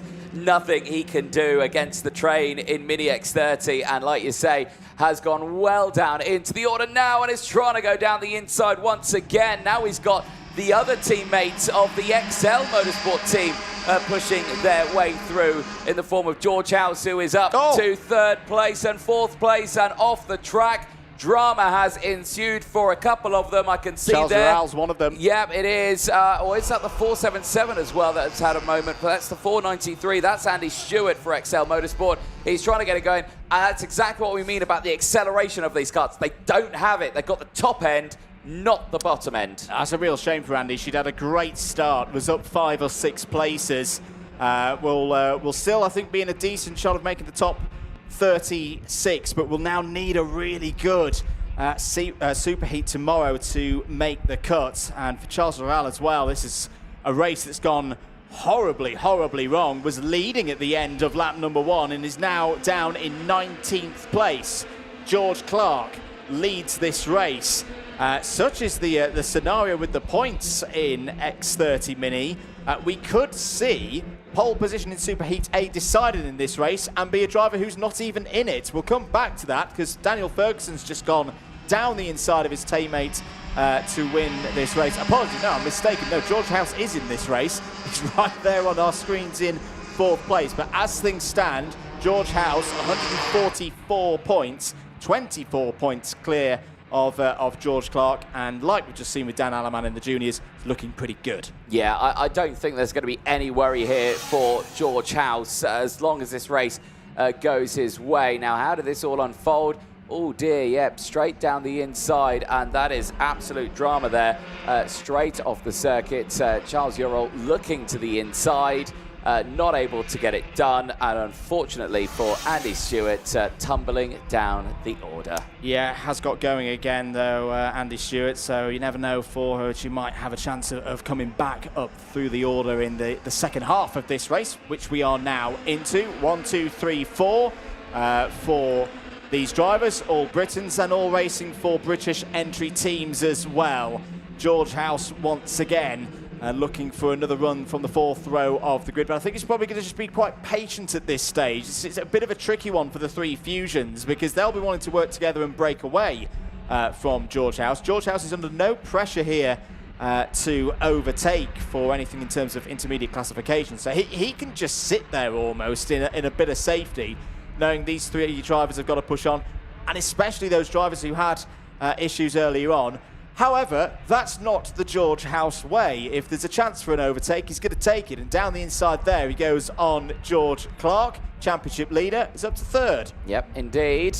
This is nicely done, but this is going to be tricky for House. A lone XL Motorsport driver in that sea of Fusion machinery in the sharp end of this order, and we know it's all about teamwork and slipstreaming at this circuit, and unless there's a mutiny towards him in the Fusion camp, but so far they are not doing that. They are staying line astern. They're not trying to break the toe at all from the XL Motorsport driver of George House, and he maintains that third place position. The next teammate he's got, Charles Clough, is all the way down in 7th place. As down the inside, Hibbert goes through, House follows, Ferguson down to 3rd.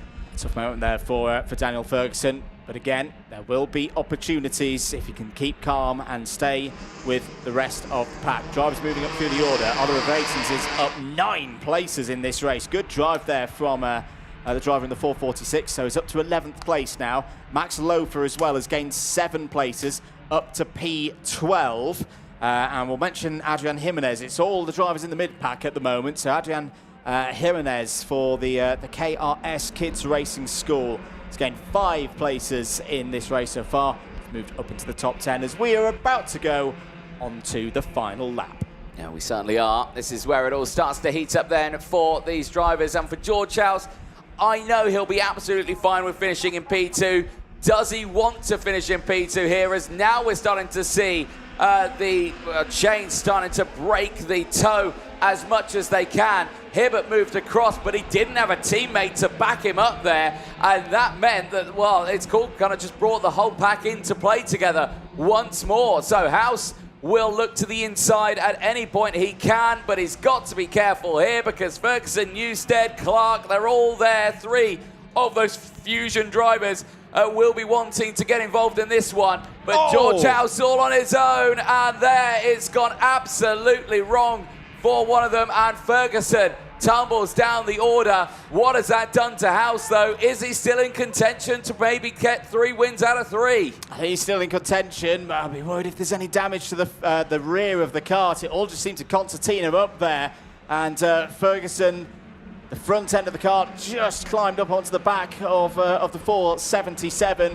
For Mason Hibbert, though, this is a great response from earlier disappointment out of the final corner. The 439 is going to lead things home for Fusion Motorsport in all of these drivers' last heat of the day. Hibbert wins, Newstead second. Will that be the same result tomorrow? If it is, it'll be a repeat of what we saw from Newstead in the final here last year. George House, though, will be on pole position for Superheat A, top of the table in the intermediate standings overnight. Not the three-peat, not the clean sweep, but 2 wins and a 3rd place will do very, very nicely for George House. 4th for George Clark, 5th for Milan Beku, 6th for Max Cruz, Charles Clough ahead of Daniel Ferguson, Adrian Jimenez, and biggest mover in that race, Oliver Vatens, all in the top 10. Max Lofer, Johnston Stewart, Alex Riley, Luca Pavel, Nikola Lopez all in the top 15. Padovani, Konovalov, Bay, Ural and Andy Stewart completing the 20 finishes. There's how things stand in the intermediate classification. To stress, that is provisional. It's also not over. We've still got another race to go involving groups B and D to come up this afternoon. But George House knows that he will be at the sharp end of the grid for the superheats tomorrow. Once again, there is your provisional classification for that last race of the day for groups A and C. Very good response from Mason Hibbert and the likes of Charles Clough and Daniel Ferguson back in the top 10 after their difficulties in round number 2. All 20 drivers who started the race finished the race.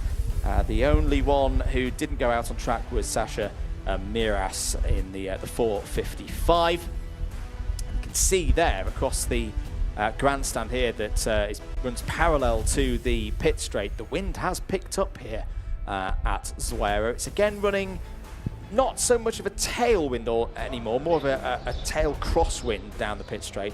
This is why we're seeing quite a few overtakes into turn 7 where it's a headwind.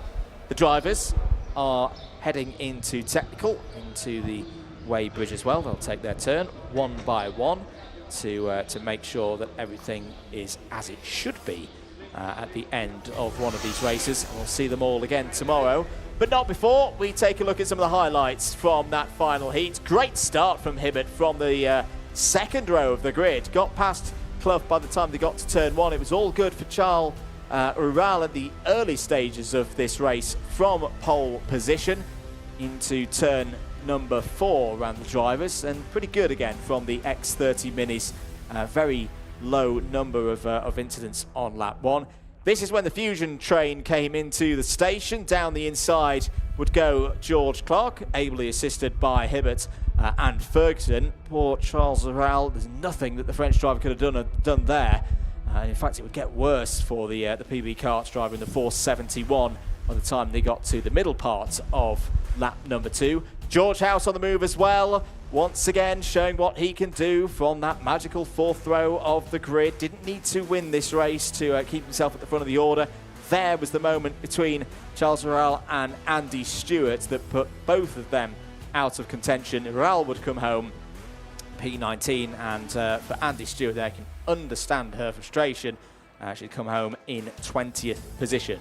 Back at the front of the order, Daniel Ferguson down the inside of George Clark for the lead of the race on lap number 3. That opened the door for George House to have a go at some of Ferguson's Fusion Motorsport teammates. They were trying to keep things under control for the 1-2-3 lockout. They did get it back at this stage of the race, with Ferguson ahead of Clark.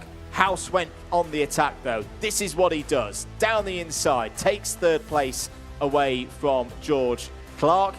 Ferguson would have a go for the race lead, but would be overtaken by Mason Hibbert. That was again another opportunity for George House to move up to 2nd on that occasion.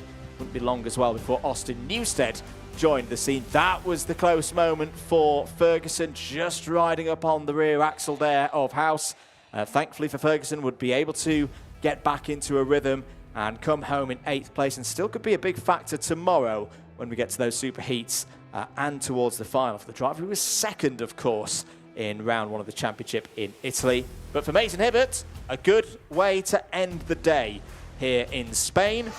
A heats victory, just over by 1/4 of a second ahead of Austin Newstead. George House in 3rd, George Clark and Milan Baku complete the top 5. Good drive there from the Belgian for the Arkmans GP Racing team, up 7 places.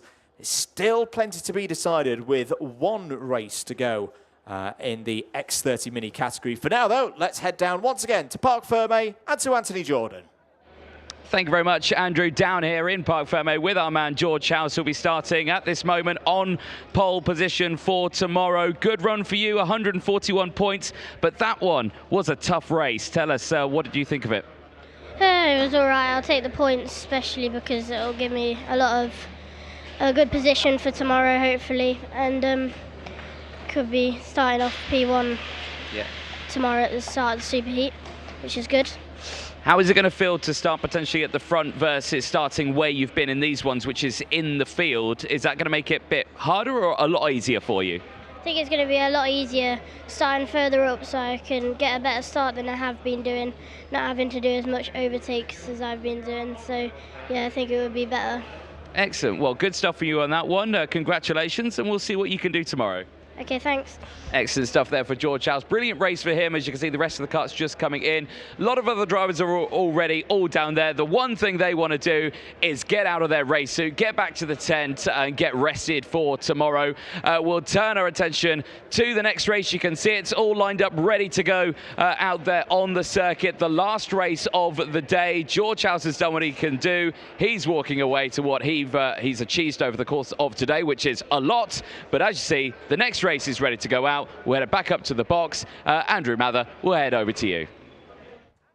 Thank you very much. Ready for the last race of the day then. It's groups B and D set to go here for their 6 laps, just over 10 kilometres to round us off for all of the heats here at Zuera. Don't worry, we'll be back tomorrow as well, of course, for all of the super heats and those all-important finals. If you're watching on YouTube, that'll be part of 2 broadcasts, one for the morning session for the super heats, another for the afternoon session for the finals, similar to how we've had today. And there on your screens are our 21 drivers ready to go for this last race of the day, still with the potential of pole positions in super heats up for grabs, particularly for the likes of Nahil El Gahoudi on the right-hand side of your screen there, cart number 449. Mason Brooks has been in strong form so far this week. He's a little bit further down the order in the IC because of an unfortunate defence in the first round of heats. But keep an eye on Mason Brooks to, again, potentially get another strong result, potentially another race victory in what's been a good competition so far for Excel Motorsport. Of course, we're going to get another round of this ongoing battle across the course of the season between Excel Motorsport and Fusion Motorsport, the 2 British teams having a good old go at one another, and some strong runners as well from Abraham Shelvis, third in line on the right-hand side for Pantano Racing Team. Matis Braggio was strong as well in the second round of heats for the Spirit team, starting on the inside of row number 4.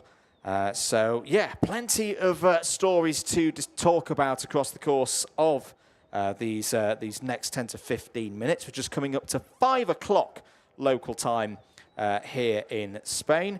Anthony Jordan has rejoined me in the box, and it's good atmosphere, I feel, for the last race of the day. Yeah, certainly so. Sun is shining, beautiful blue skies. It is a lovely, lovely day out there. I have been told not to say it's hot out there by someone who's texted me on Instagram because they said it's currently 40 degrees where we're racing. Stop saying it's hot. It's just a nice day there. And you know what? You're not wrong. Yeah. The air temperature's 23 degrees. It is a lovely day to go racing, and hopefully for a lot of these drivers, they've got the sunscreen on, they're all good. It's why we come to this part of the world in May and not August, when it probably will be like 40 degrees. However, we are in some parts of the world this year where it's going to be about 40 degrees, so we're not escaping it all season. But for these drivers, like you say, last race of the day, this is where, well, the tension's still high. But going into tomorrow, it's all down to really what these drivers can do. Like you say, for George House, 141 points. I don't think you can be caught by anyone in this, but or potentially by only one. Okay, yeah. One driver who can be. But like you say, it's going to be a close fight still. Yeah, only Nahil El Gahoudi can beat that score of 141 and has got to win the race to do it. So House, I think, is already guaranteed at least one of the super heat poles. It's just a question of which one it's going to be. Here's your grid for the final race of the day. Mason Brooks and Nahil El Gahoudi on the front row. Colby Patterson and Lorenzo Di Petrantonio on row number 2. Harry Williams has looked good today. Starts on row 3 alongside Abraham Shelvis. Matis Braggio and Aurelio Longitano start on an all-Spirit Racing row number 4. It's then Christian Kobe and Aidan Valio on row 5. Baptiste Augustin and Vicente Capella start on row 6. Row number 7, we'll see Min Jae Kim and Denver Boss. They'll have Ilya Sami and Atika Mir on row number 8. Mason Kwong and Miko Chavez go from row number 9. They will have Stanislav Zarko and Milo Kornil on row number 10. Maxim Van Coen will round out the 21 drivers on the grid. All 21 have made it out onto the circuit. So for these drivers, for one last time today, under the sunshine here in Zuera, Mini X30 is about to go racing, Andrew. Is indeed. Drivers heading round turn 15 onto their next formation lap. Doesn't feel like it's been such a more intense day for these drivers so far this weekend. Would you say that one? Yeah, I tend to agree. It's whipped along pretty quickly for everybody out there. But I think a big part of it, I go back to the final last year when we were talking earlier about if you've had not so good a Saturday and you want to look for a bit of hope into Sunday, just look back to last year's final and Oliver Warner, who did not have a good run through the heats. I want to say he was starting like 12th or 14th on the grid. It was a good way back, and he won the thing. Again, particularly in this category, because that slipstream's so powerful, you can overtake round here. If you get the racecraft right, you can come back from a good deal of adversity. You certainly can. Well, these drivers now, it is all to play for in this one. It is all to play for Nahil El Gahoudi. The pressure is on. A great qualifying for the Moroccan. Has continued with some really strong qualifying heats as well. It's a name that we are very familiar with in the world of Mini X30 racing. And right up at the sharp end, I think this is going to be a really, really strong weekend for the young driver who is starting this one on the front row of the grid. But like you were saying, it needs to be a win, Andrew. Yep. And that is easier said than done in this one. He needs to get into that lead pack. And not only that, he needs to have the mentality, he needs to have the racecraft, he needs to have everything go his way for that to come true.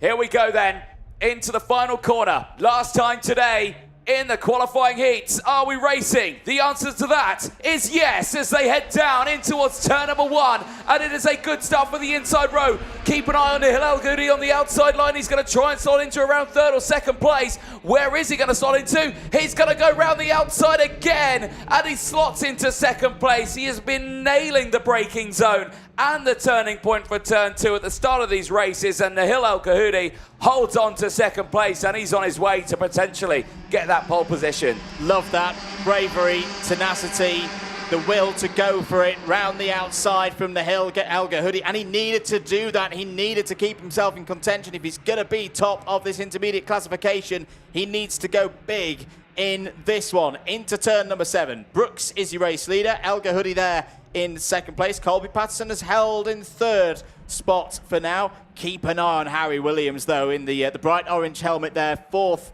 in line is already in the form books and could well punch high into the top rankings at the end of these 3 rounds. But look once again at how close it is, coming through turn 15 now to get to the end of lap number 1 here in X30 Mini. Who's going to make the move first? It's going to be El Gahoudi down the inside of Brooks to take the race lead. Colby Patterson has followed through.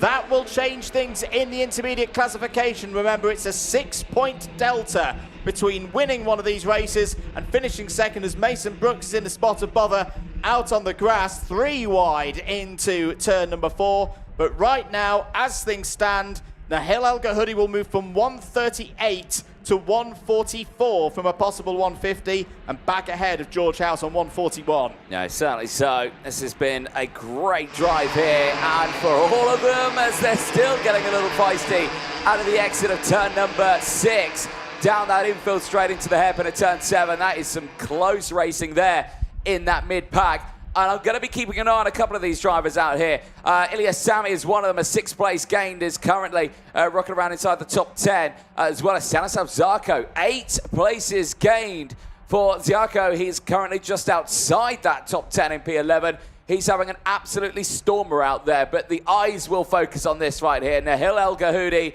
and Colby Patterson, who are right there, 1st and 2nd. This is going to be the fight to watch. They are breaking away from the rest. Harry Williams at this moment, Andrew, can do absolutely nothing there in 3rd place. Is not close enough to attack. No, not at all. But for Colby Patterson, there's not just a personal job that he's got to do here. There's one for the team as well, because if Patterson can find a way through past El Gahudi and take that first position away, that will hand pole position in Superheat A and a few more championship points to boot back to his teammate George House at this stage of things. At the moment, Patterson is sat in third on 126. I don't think there's going to be enough of a swing there with a swap to get Patterson any higher than third in the intermediate classification, but he's going to be willed on here by the team. And it could be quite a good strategy here for Patterson to work with El Gahudi in the early stages of this race, almost isolate him in a way, push him up the road, and then know he's only just got to get one position ahead. He's not going to have to worry about Williams or Di Pantantonio too far behind.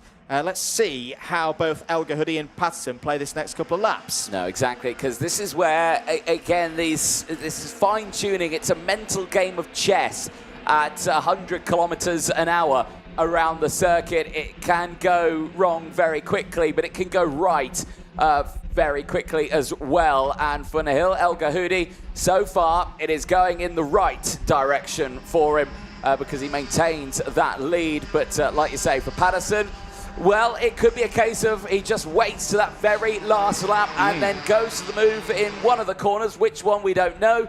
But, you know, it's all the case of that. They know they've got that nice battle buffer against Harry Williams, Brooks, Di Pantantonio, Brageau. There's nothing that second group can do right now to close in on it. It is all down to what happens between these two. For Nahil El Gahudi, the job is simple. P1 for him. He's doing that. He'll have 144 points. He is looking at pole position start for Superheat 1. But at the moment, it's Colby Patterson who's going to make that very, very difficult for him. Indeed. So out of the final corner here on lap number 4. 2 laps to go, just under 3.5 kilometers in distance. Patterson still hasn't made the move yet, but is the fastest driver out on circuit. 1:11.957 for Patterson last time around. 1:11.96, of course. Very closely matched lap time there for Nahil El Gahudi. Couple of changes further down the order to report on. Abraham Shelvis is back up to 8th place past Mathis Brageau for that spot. And Ilias Sami having a decent race here. Good to see us. Here's the move. Here's the move from Patterson down the inside of El Gahudi. That's nicely done. That puts Colby Patterson into the lead of this race and teammate George House back into the lead of the intermediate classification. Now, that strikes me as strange because that, Andrew, is quite early on in this one. Yes, okay, the last lap board's going to be out this time to the drivers, but that feels like that move is too early on because now Patterson's got to defend now for the next few laps. He knows he's not going to break away from El Gahudi. He will now have the slipstream. He'll now have the tow going into all of these corners. So this is where it starts to get a little bit more feisty. But Patterson has the upper hand here, knowing that he can defend into these corners and potentially back him up into Brooks behind. But I don't think that's going to happen because Nahil El Gahudi's not wasting any time at all and goes straight back into the lead. Or does he though? Because Patterson's trying to hold it around the outside. And yes, now he retakes the lead of the race. I just got a sense there that Nahil El Gahudi was quite happy to not be the leader onto the last lap. He's not going to be happy at this point though because Patterson's back through.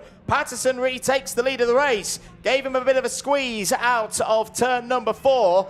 Now the big question is, has El Gahudi got enough pace out of turn 15 to draft alongside and pass Colby Patterson? Is he even going to be within touching distance of the 422 as they come round turn 15? We haven't seen a swap on the line so far today in any of the 18 heats. If Nahil El Gahudi is going to be on pole position for Superheat A tomorrow, he's going to have to be the first time winner of one of those moves out of 14 and 15. Well, let's see if it's going to happen because out of those final corners, well, he's got a relatively decent run here. Can he wind it up? Can he get alongside? I don't think he can. They do go side by side. It'll be a photo finish. It's not close enough by a 10th. There is drama further back, but still for Patterson and El Gahudi, it is a 10th between them.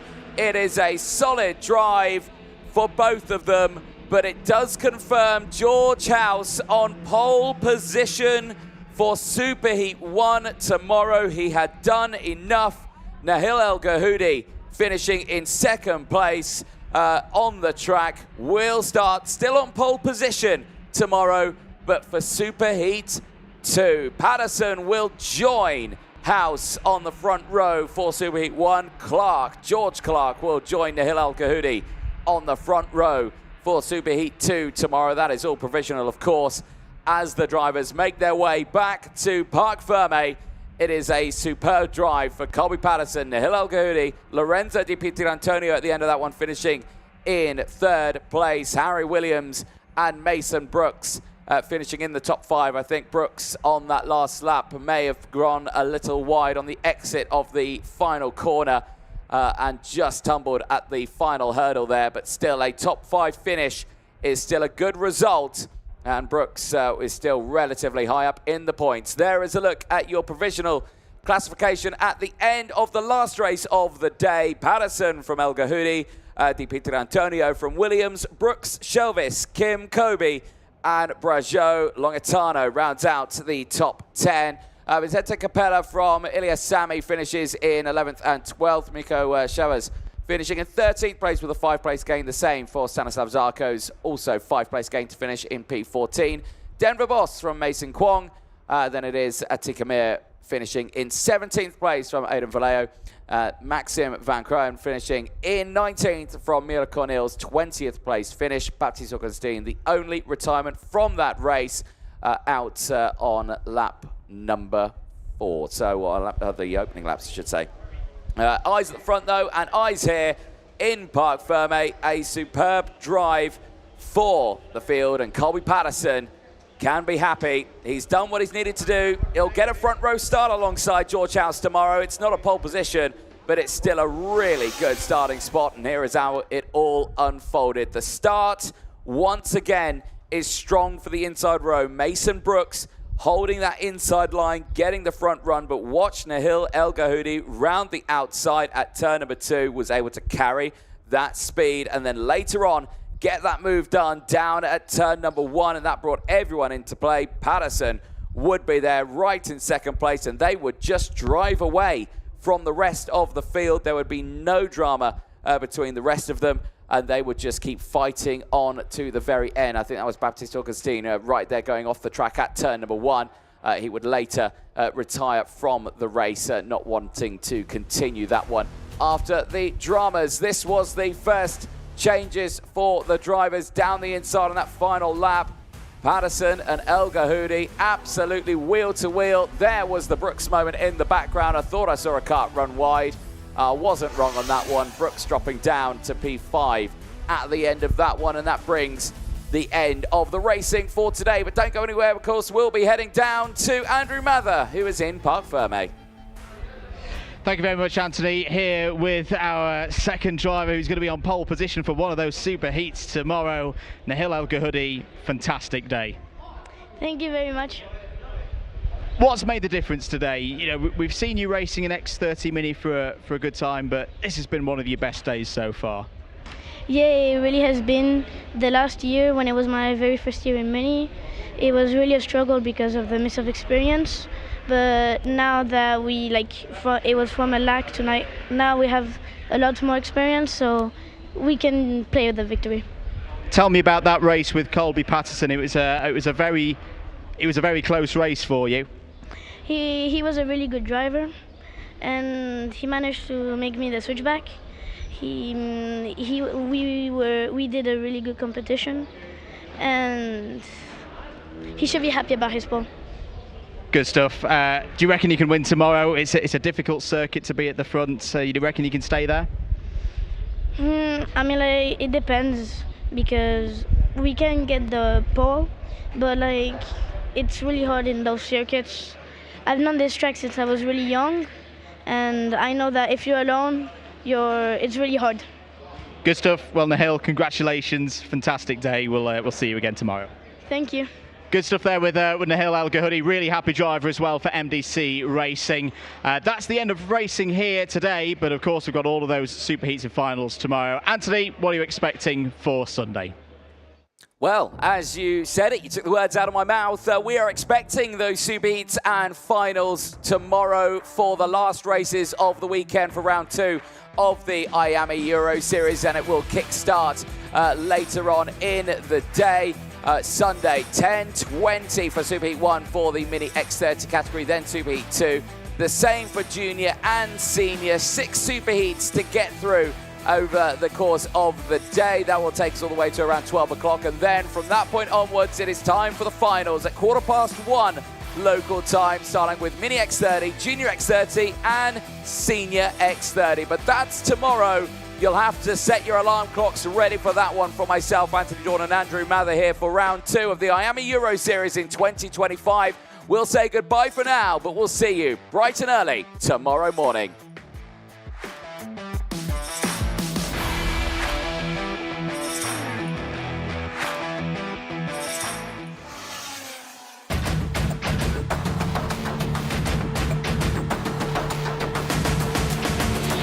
Into the tram lines, the lights go green.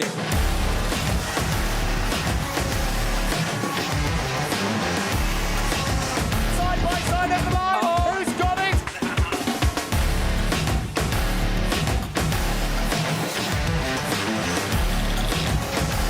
What a finish! Absolutely love it.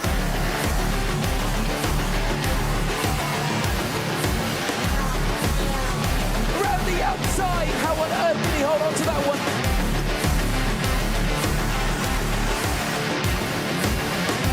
What a final, what a championship.